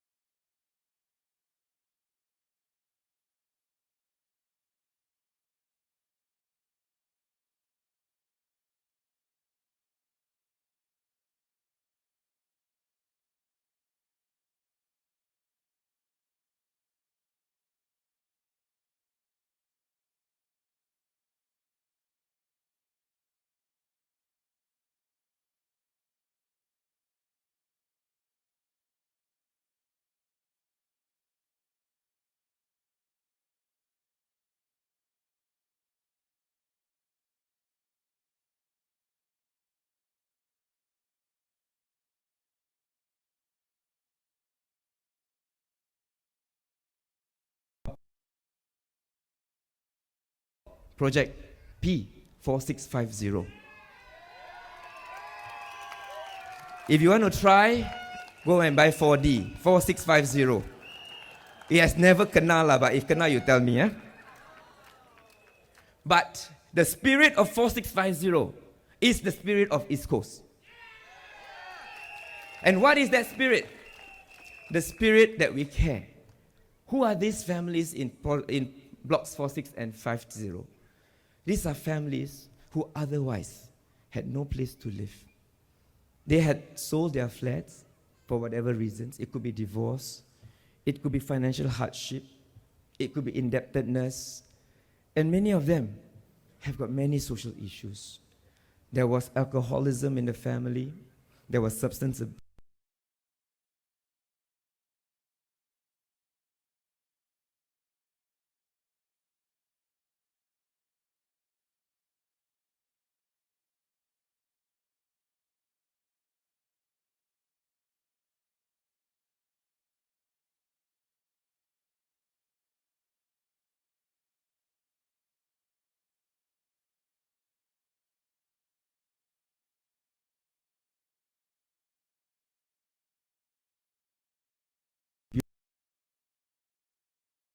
Spend days understanding their problems, understanding their issues.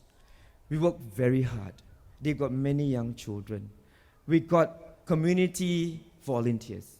Volunteers, young people, retirees from the neighborhood coming every night to help their children with their homework. What does that show? It shows East Coast cares, isn't it?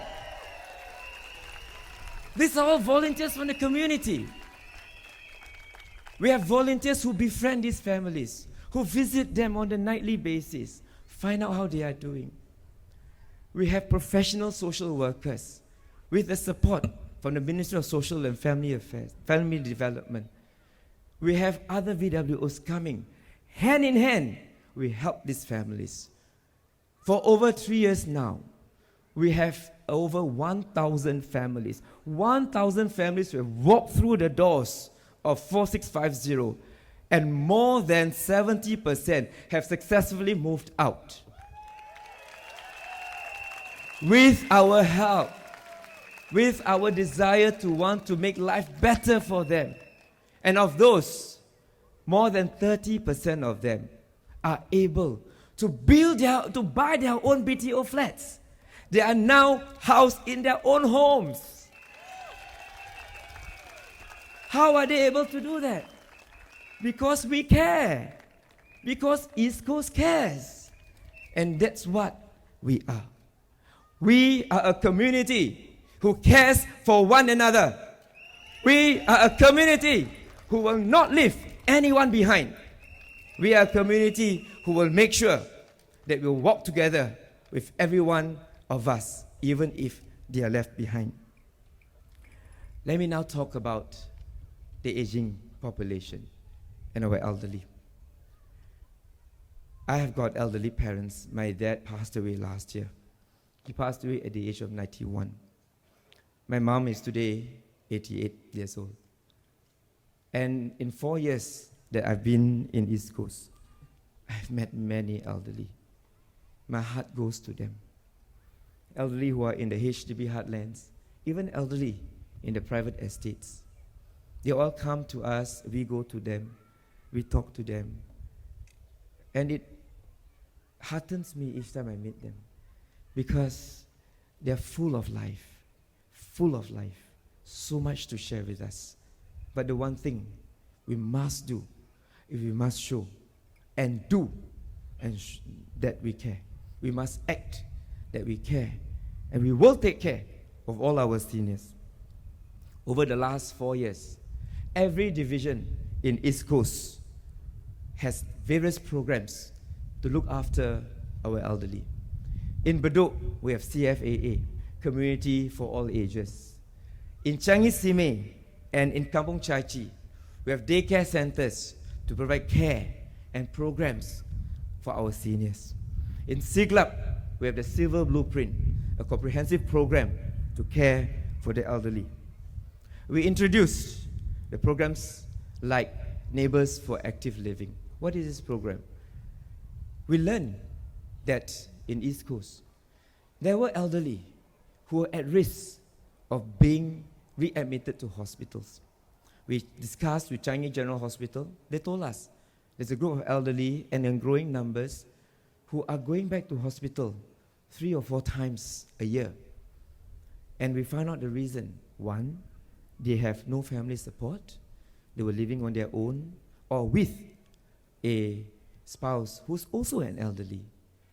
They were not able to follow their medication. And you know, when elderly are sick, almost every part of their body is not well. Sometimes they have to take medicine 3 times a day, 2 times a day, before food, after food, at night, in the morning. Even for us, younger people, we also have difficulty coping, let alone the old.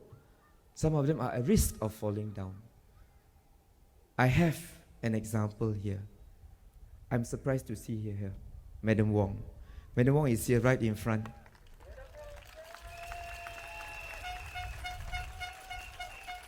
I first met Madam Wong when I first came to East Coast.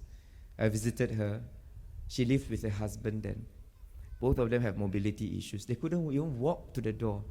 I feel sorry visiting her each time because she has to walk from the living room all the way to the door, and she insists on walking, and she couldn't walk. I felt so sad for her and her husband. One day, her husband was taken ill, and her husband couldn't stay with her anymore. He ended up in a nursing home. We helped him get into a nursing home. And Madam Wong is now alone. But today, Madam Wong is wheelchair bound, but she's not alone.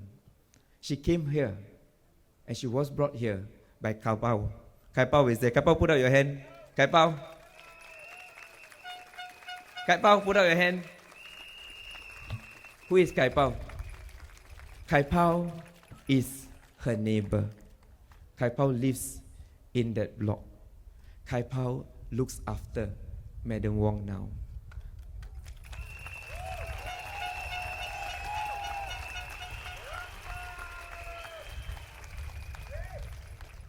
Kai Pao visits Madam Wong whenever she needed support. Not just Kai Pao, we have other befrienders, but Kai Pao will bring her wherever she needs to go. When she needs to visit her husband in nursing home, Kai Pao is always there. When she needs to go out for recreation because there are some activities elsewhere and she cannot go because she is wheelchair bound, Kai Pao will always be there. And today, I'm so touched because Madam Wong wanted to be here. She told me that. And Kai Pao wanted to be here with her. Can we give Kai Pao and Madam Wong a big round of applause?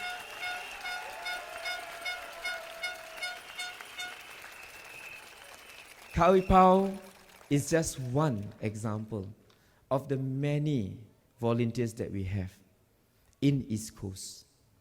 Madam Wong is just one example of an elderly who needs help, who needs support. An elderly who we must not allow to live alone, socially, emotionally.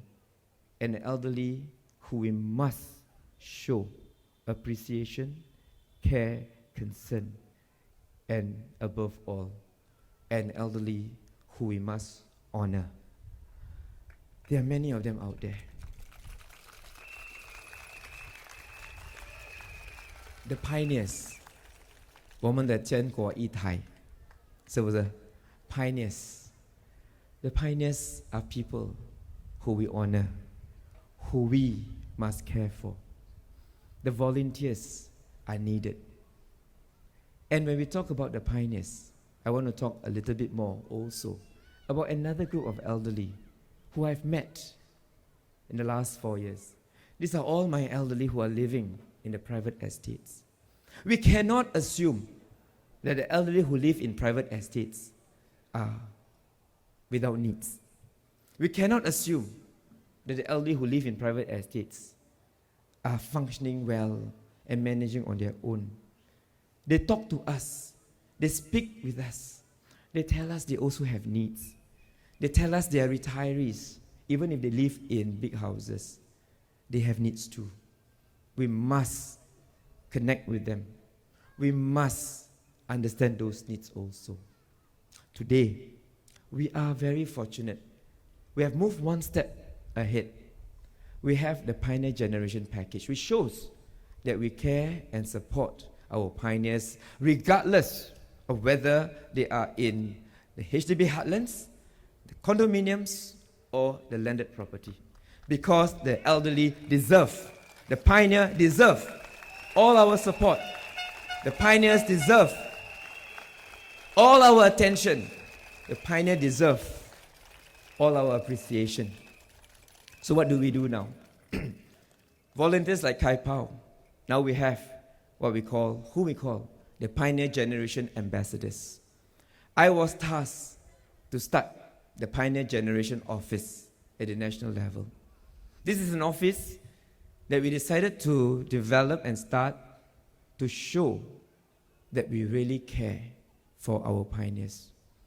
We developed this office because we want to have a pool of community volunteers with a heart to reach out to these pioneers, to tell them thank you, to tell them we care for you, to tell them we will look after you, and to reduce their anxiety about healthcare costs, because they are very concerned about healthcare costs. Today, my dear residents, within 9 months in East Coast GRC, our volunteers, our Pioneer Generation Ambassadors, have reached out to 9,000 of our pioneers. Reached out meaning knocked on the door, met with them, and talked to them. 9,000 in 9 months. Give a big round of applause to all our volunteers. Who are these volunteers? It's all of you. Many of you are here, I'm sure. You have the heart. You care for them. And you show that East Coast cares. 9,000 pioneers visited, spoken to, and cared for. Meaning that it's about 1,000 a month. And mind you, these are all volunteers. Volunteers with the right heart and the right spirit.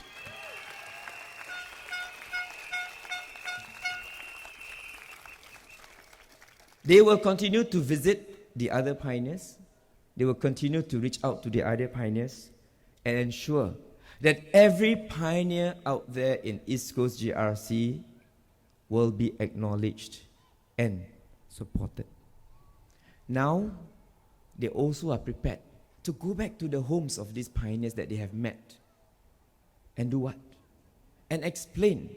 Earlier, they explained the Pioneer Generation Package. After this, they're going to explain Medishield Life, another government policy. Why is this important? Because we believe that every pioneer out there must understand, must know that we truly care for them. And we will do that. We will continue to do that. We will continue to make sure that the community shows that we care for all our pioneers. My dear residents, the PAP government truly cares for Singaporeans.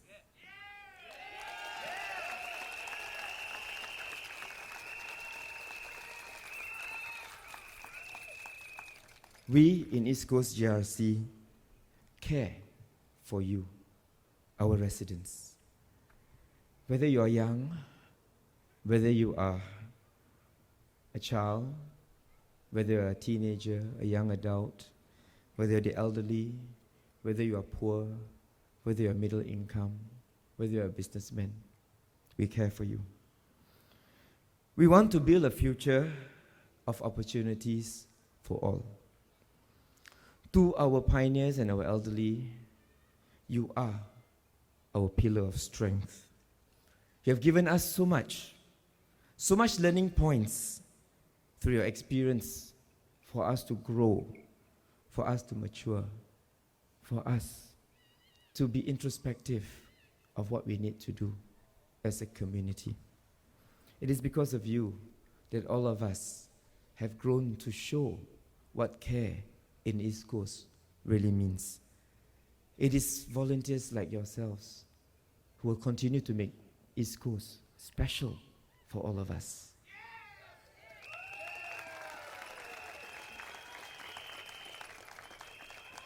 As we mature and develop, we will hold hands together. We will hold the hands of those who are slower and lagging behind. But we will never leave them behind.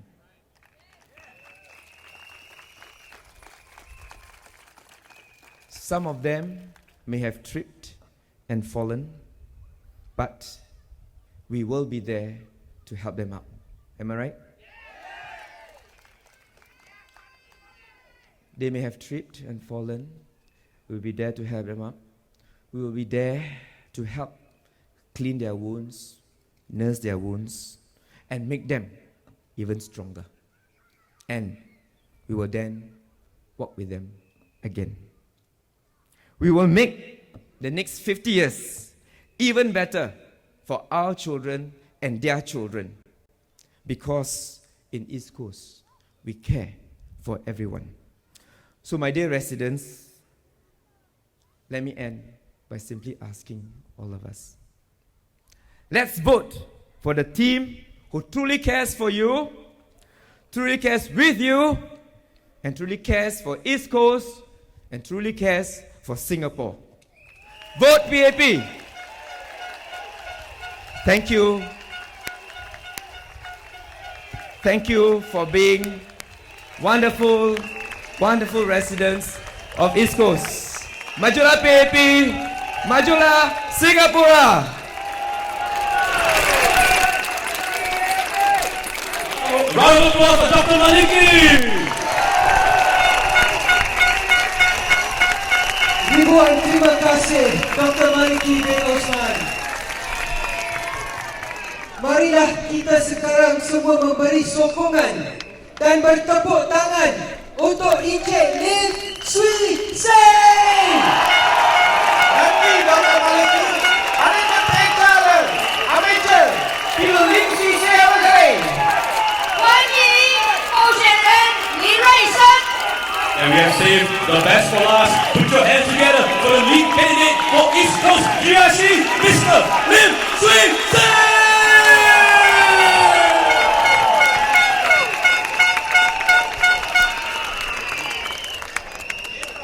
Dear residents of East Coast, dear brothers and sisters from the labor movement, dear fellow Singaporeans, East Coast GRC is a same but different types of GRC. Take for example, rallies. In most rallies you attend, you see the contesting parties, they scold each other, they shout at each other, they fire at each other. Not in East Coast. You notice all my fellow candidates, we never say anything about the opposition or our opponents, because as far as we're concerned, this general election is about we serving you. We care for you.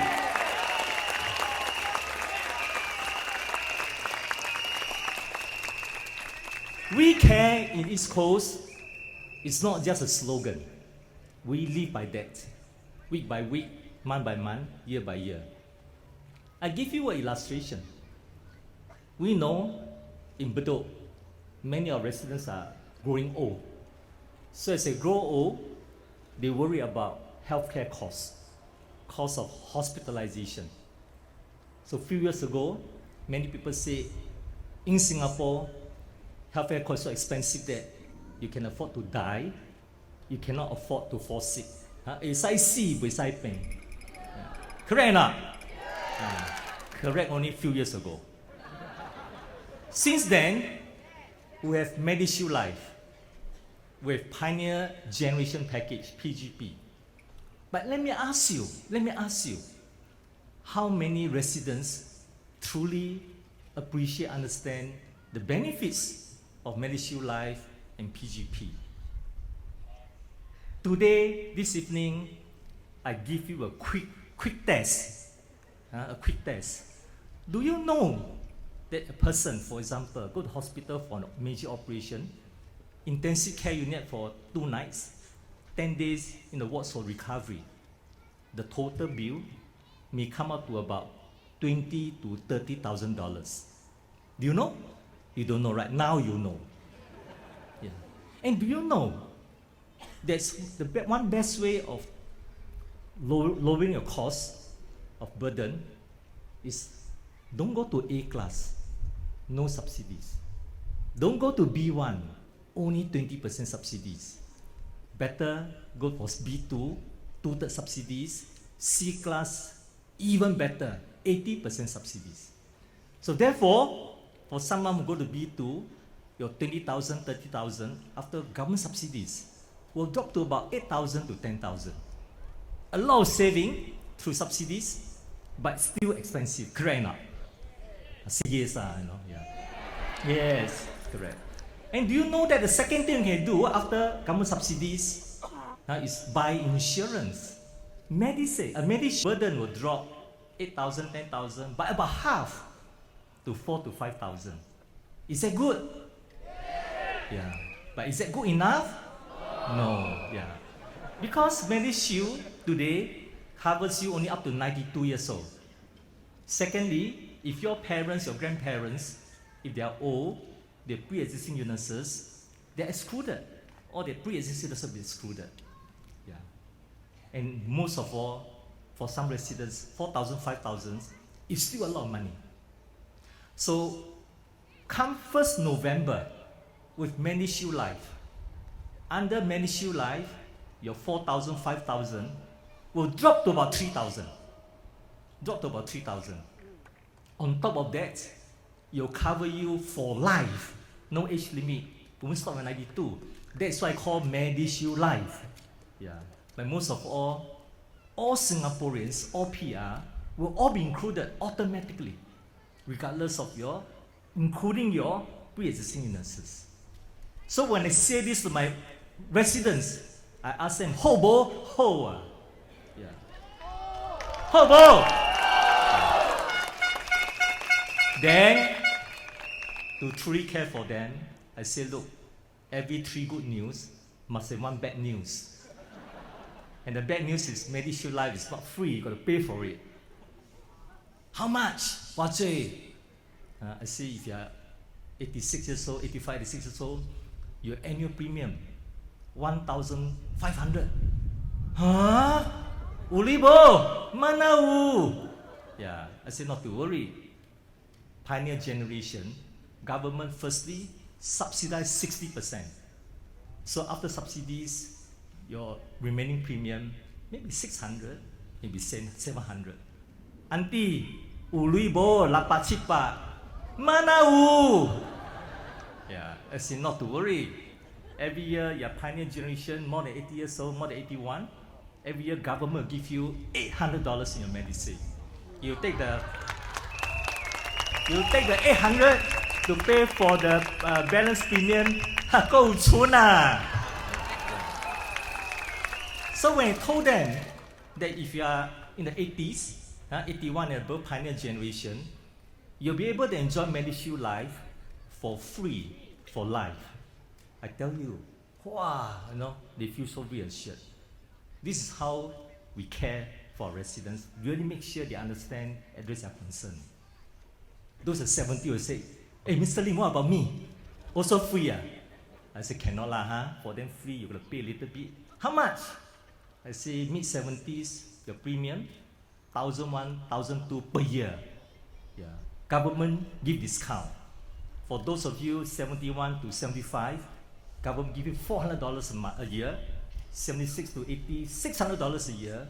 You take the discount, you take your 406 to pay for the premium. Net, how much? I say about 100 to 200. Oh, hey, right? Yeah. Then those 66 to 70 say, what about us? They are free, they want 200, what about us? I said, your case also got discount, 200 Medisave per year from the government. Net, half price. You pay half of what you're paying today. Wow, hey. Then the rest of us, what about us? Too young to be pioneer generation.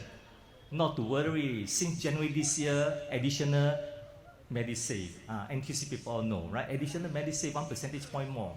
All right. And on top of that, 2/3 of Singaporeans will receive permanent discount from the government. And on top of that, there will be a transitional subsidy over next 4 to 5 years. So in other words, doesn't matter whether young or old, right? You can afford MediShield Life. So they say, wow, wholesale, wholesale. Yeah. Right? Yeah. Then some will ask, definitely, Mr. Lim, but before I go to hospital, I got to see the doctor a lot of times, polyclinic, SOC, also cost money. I say, no problem. We also think of that. I say, you go to a polyclinic or SOC, say medication, $100. $100. I say, if you're a foreigner, you walk in, how much do you pay? Cepat lah, foreigner, 100 means pay 100. I say, yeah, correct, no subsidies. But what if you're PR? I say, oh, don't know. I tell you, PR, 25% discount. So 100, you pay 75. How about Ang Tengki? Yeah, I say PR Lang Tengki, 25%. Le Ang Tengki, okay, half price, 50% discount. So $100, you pay $50. What about the low-income household? Trust card, blue card, orange card. After Singaporean discount, half price, those trust card, another half price. $50 become $25. Yeah. Then after that, how about pioneer generation, Pun si u. For you, another half price. So if you have IC, blue card, orange card, plus PG card, $100, 50, 25, $12.50. Hobo!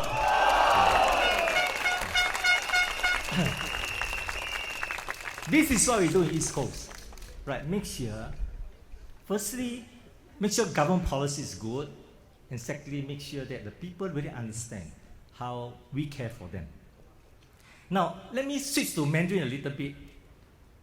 我的父亲他在1945年的时候17岁，在抗日战争过后来到先去香港，因为那时候中国情况很糟，他跟他的叔叔就到了香港。到了香港之后，看到香港说：“哎呦，香港可能比中国一样糟。”他跟他叔叔说：“我要去新加坡。”他的叔叔说：“新加坡太远了，我年纪也不小了。你要去的话，你自己去吧。我不告诉你爸爸呀，所以我祖父不知道。我爸爸就坐了船来到新加坡，上岸之后，看到新加坡那个时候情况，1945年，他差点晕倒，中国很差，香港很差，新加坡可能会更差啊。可是没办法了，老远跑到新加坡，晕船吐到那个胆汁都吐出来了，青色的，你没有看过吐到青色的，他说受不了了，没办法，就在这里落地更生。要怎么更生呢？去新加坡河去做苦力，搬那个米袋。17岁，身体还没有完全发育，所以做了几天受不了了。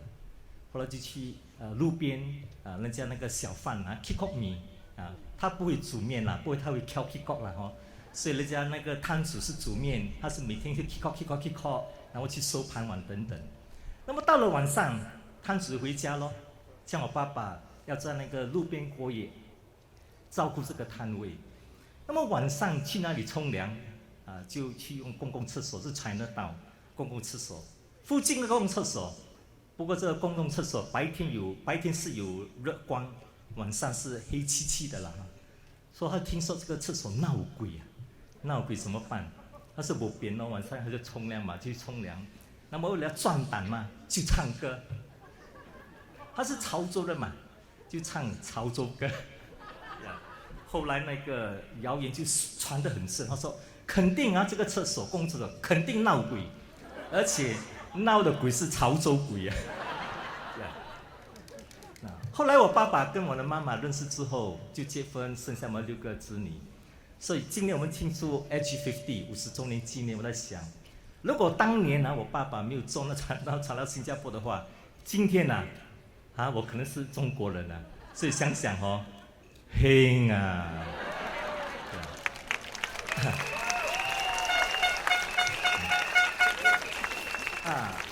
那么1965年，新加坡跟马来西亚分家因为我们李光耀先生他说他要的国家是一个不分语言、不分种族、平等对待的国家，所以我们在马来西亚生存不下去，因为马来西亚的宗旨就是马来西亚是属于马来人的国家，后来没办法分离。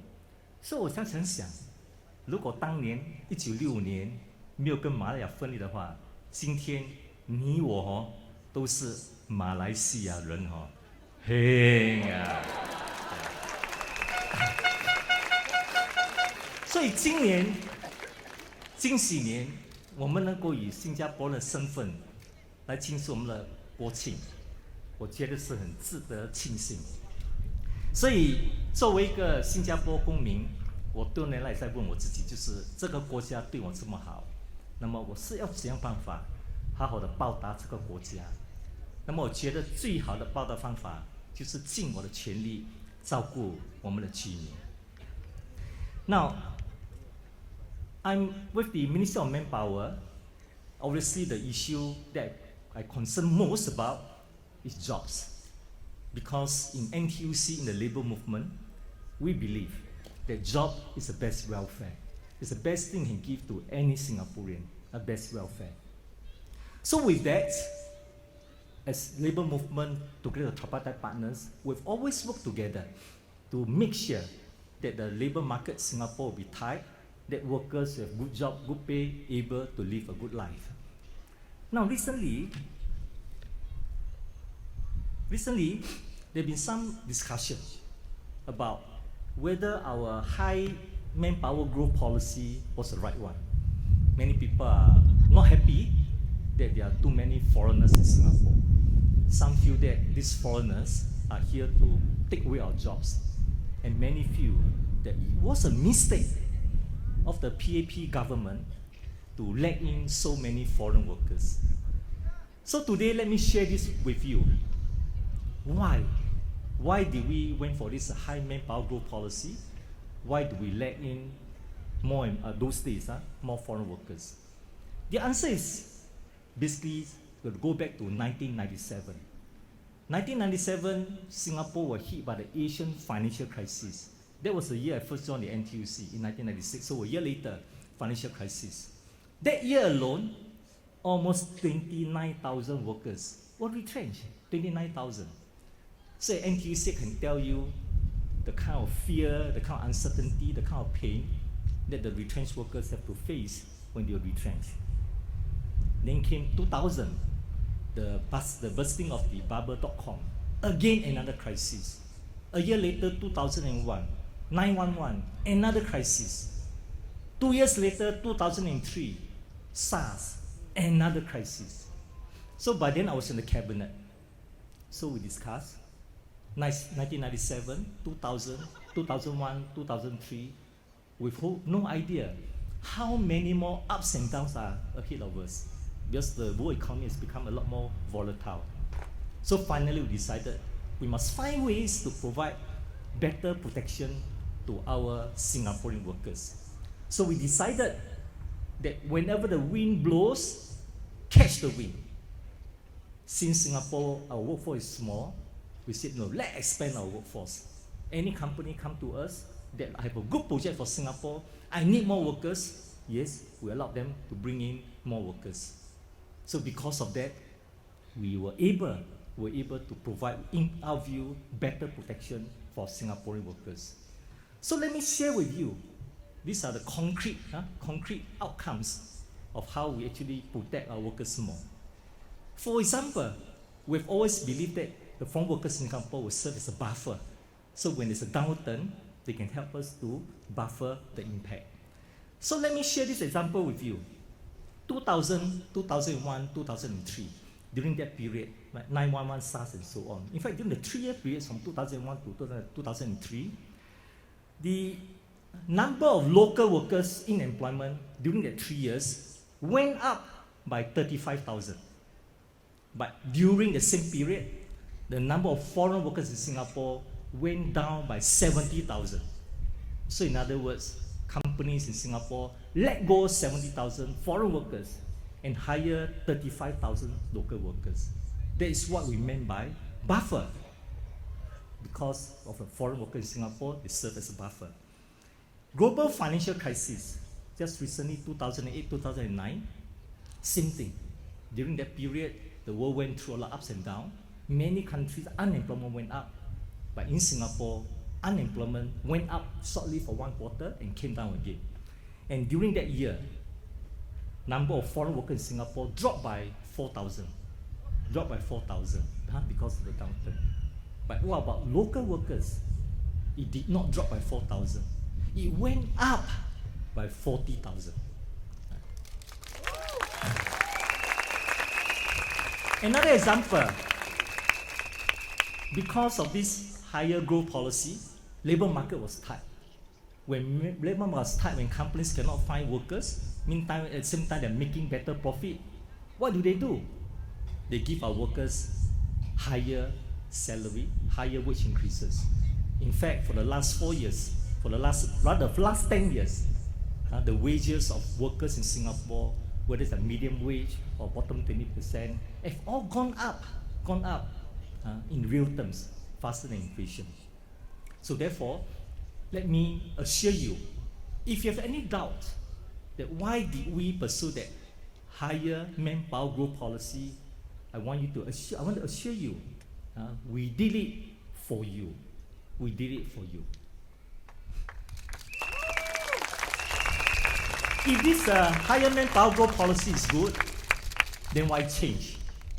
Why change? Now, every problem is a solution. So every old problem is a new solution, but unfortunately, every new solution will lead to a new problem. Our high growth policy was good for the workers, but after 10 years, we have a problem. The ratio of foreign workers to Singaporean workers to foreign workers start to drop because foreign workers grow faster than the local workers. So from 3 to 1, 3 Singaporean workers to 1 foreign worker, the ratio dropped to 2 to 1. If we continue that policy, the 2 to 1 one day could end up becoming 1 to 1. And beyond that, Singaporeans will wake up one day to find ourselves among the minority in the workforce. So as a government, we say no, that is not the way to go. So we have to find ways to grow our economy, create jobs, take care of people, a new way forward. So we decided to switch from a higher manpower growth to a lower manpower growth. So therefore, we tighten on the inflow of foreign manpower. Since 2010, the decision was taken in 2010 before the last GE. So anybody who tell you that the reason why government changed the policy is because of 2011, I want you to go and check the record in our parliament. Because in budget 2010, 1 year, 3 months before GE 2011, DPM Taman, who is also finance minister, already announced this policy shift in the parliament, 2010 February. Now, so what is the outcome? Since we talk about tightening, is it for real? Some Singaporeans say, talk only, but still see many foreigners. Let me give you this real number. Firstly, foreign PMEs, people coming under employment pass, under S-pass. The number per year dropped from 45,000 a year to last year, 13,000. The drop is 70%.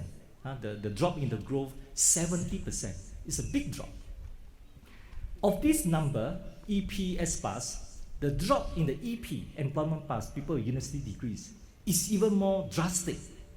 From 30,000 a year a few years ago to 1,000 a year each year in the last 3 years. So therefore, I want you to know when we promise something, we deliver. When we say.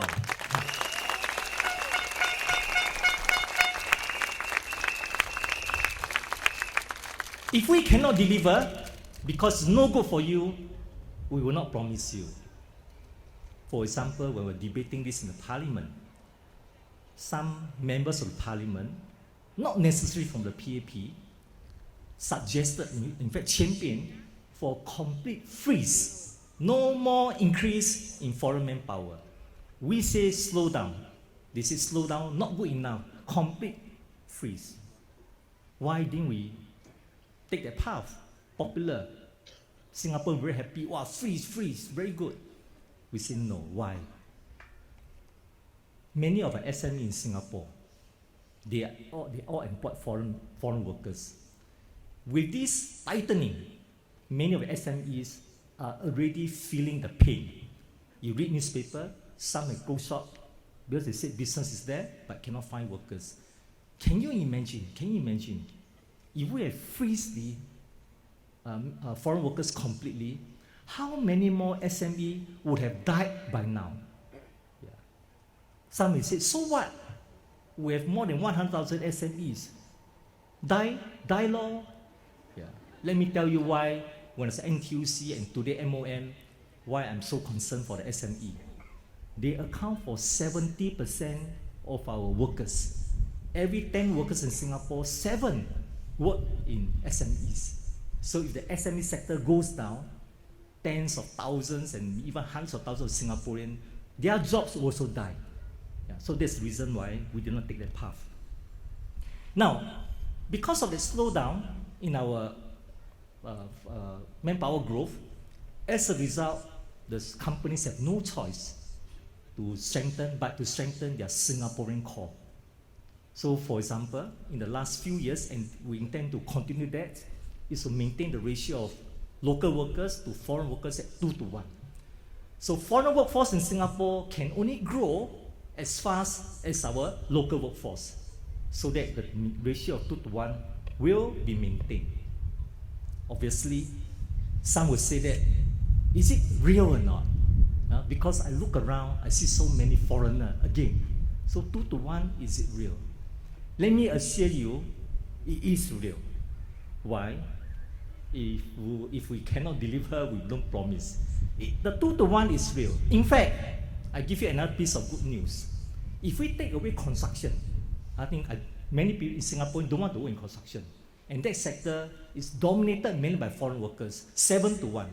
1 Singaporean to 7 foreign workers.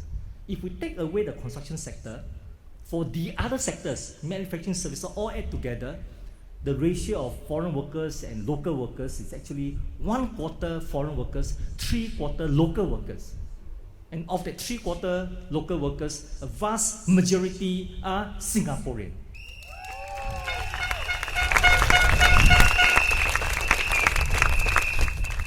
So this is where we are today. Looking ahead, what more can we do?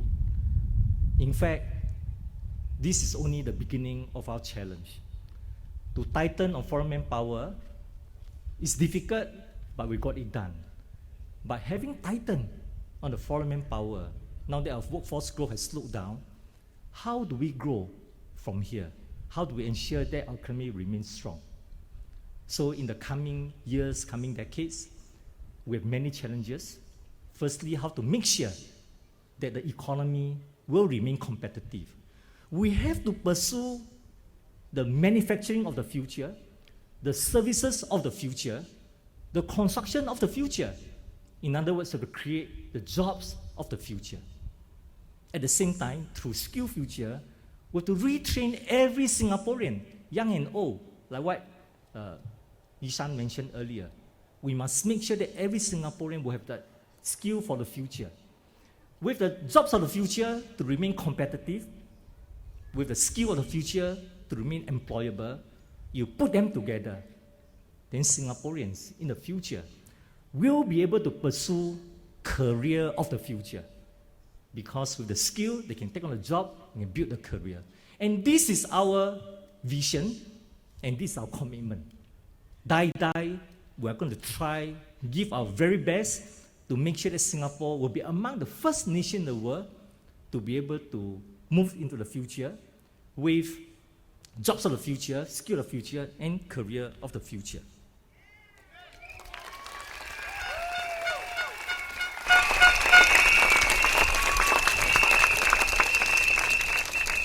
Ah, 亲爱的居民，时间不多了，让我讲几句话。在结束之前，我跟马里基一样，4年半前到乌罗来，那个时候我们是陌生人。那么在过去4年半，我在乌洛跟我们的居民紧密交流之后，我交了很多好朋友，所以这是我的一生的一个很的荣幸。那么在未来的日子里面，当然我们知道，我们居民需要关怀的地方还是很多啊，因为举个例子，我们的人口的老化，我们要讲使到乌洛，不单只是生活环境能够好好的照顾我们的居民，包括年长居民，更重要的就是如何使到乌洛能够是个温馨的家园啊，互相照顾的家园。所以这次大选，我希望你们会珍惜你手中的每一张票，希望你会考虑支持我们，让我们继续的为您和您同心协力，为国为民，把我们的生活做得更好。So dear residents, the last 50 years were very good for Singapore, very good for Singaporeans. But we want the next 50 years to be even better. This better future is not sitting out there somewhere waiting to happen by itself. Actually, this better future is in our hand, waiting for us to create. So in the coming GE, please cast your vote wisely, value every vote in your hand, and we hope you'll vote for a team that will truly care for you, care with you, and care for Singapore. So with that, let me invite my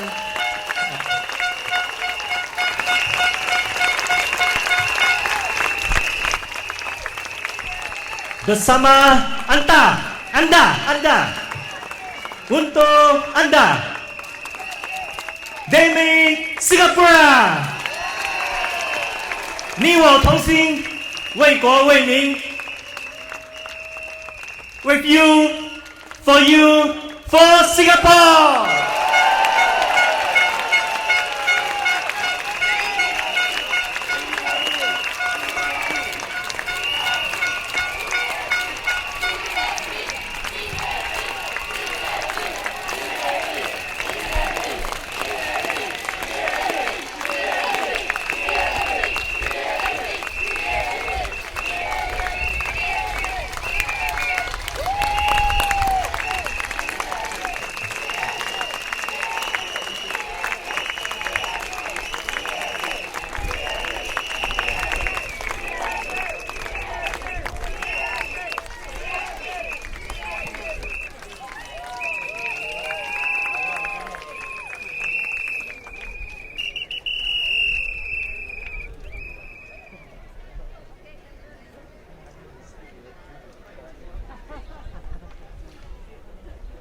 Thank you, ladies and gentlemen. We have come to the end of the rally. The candidates will now come to the front to greet the supporters. Majulah PAP!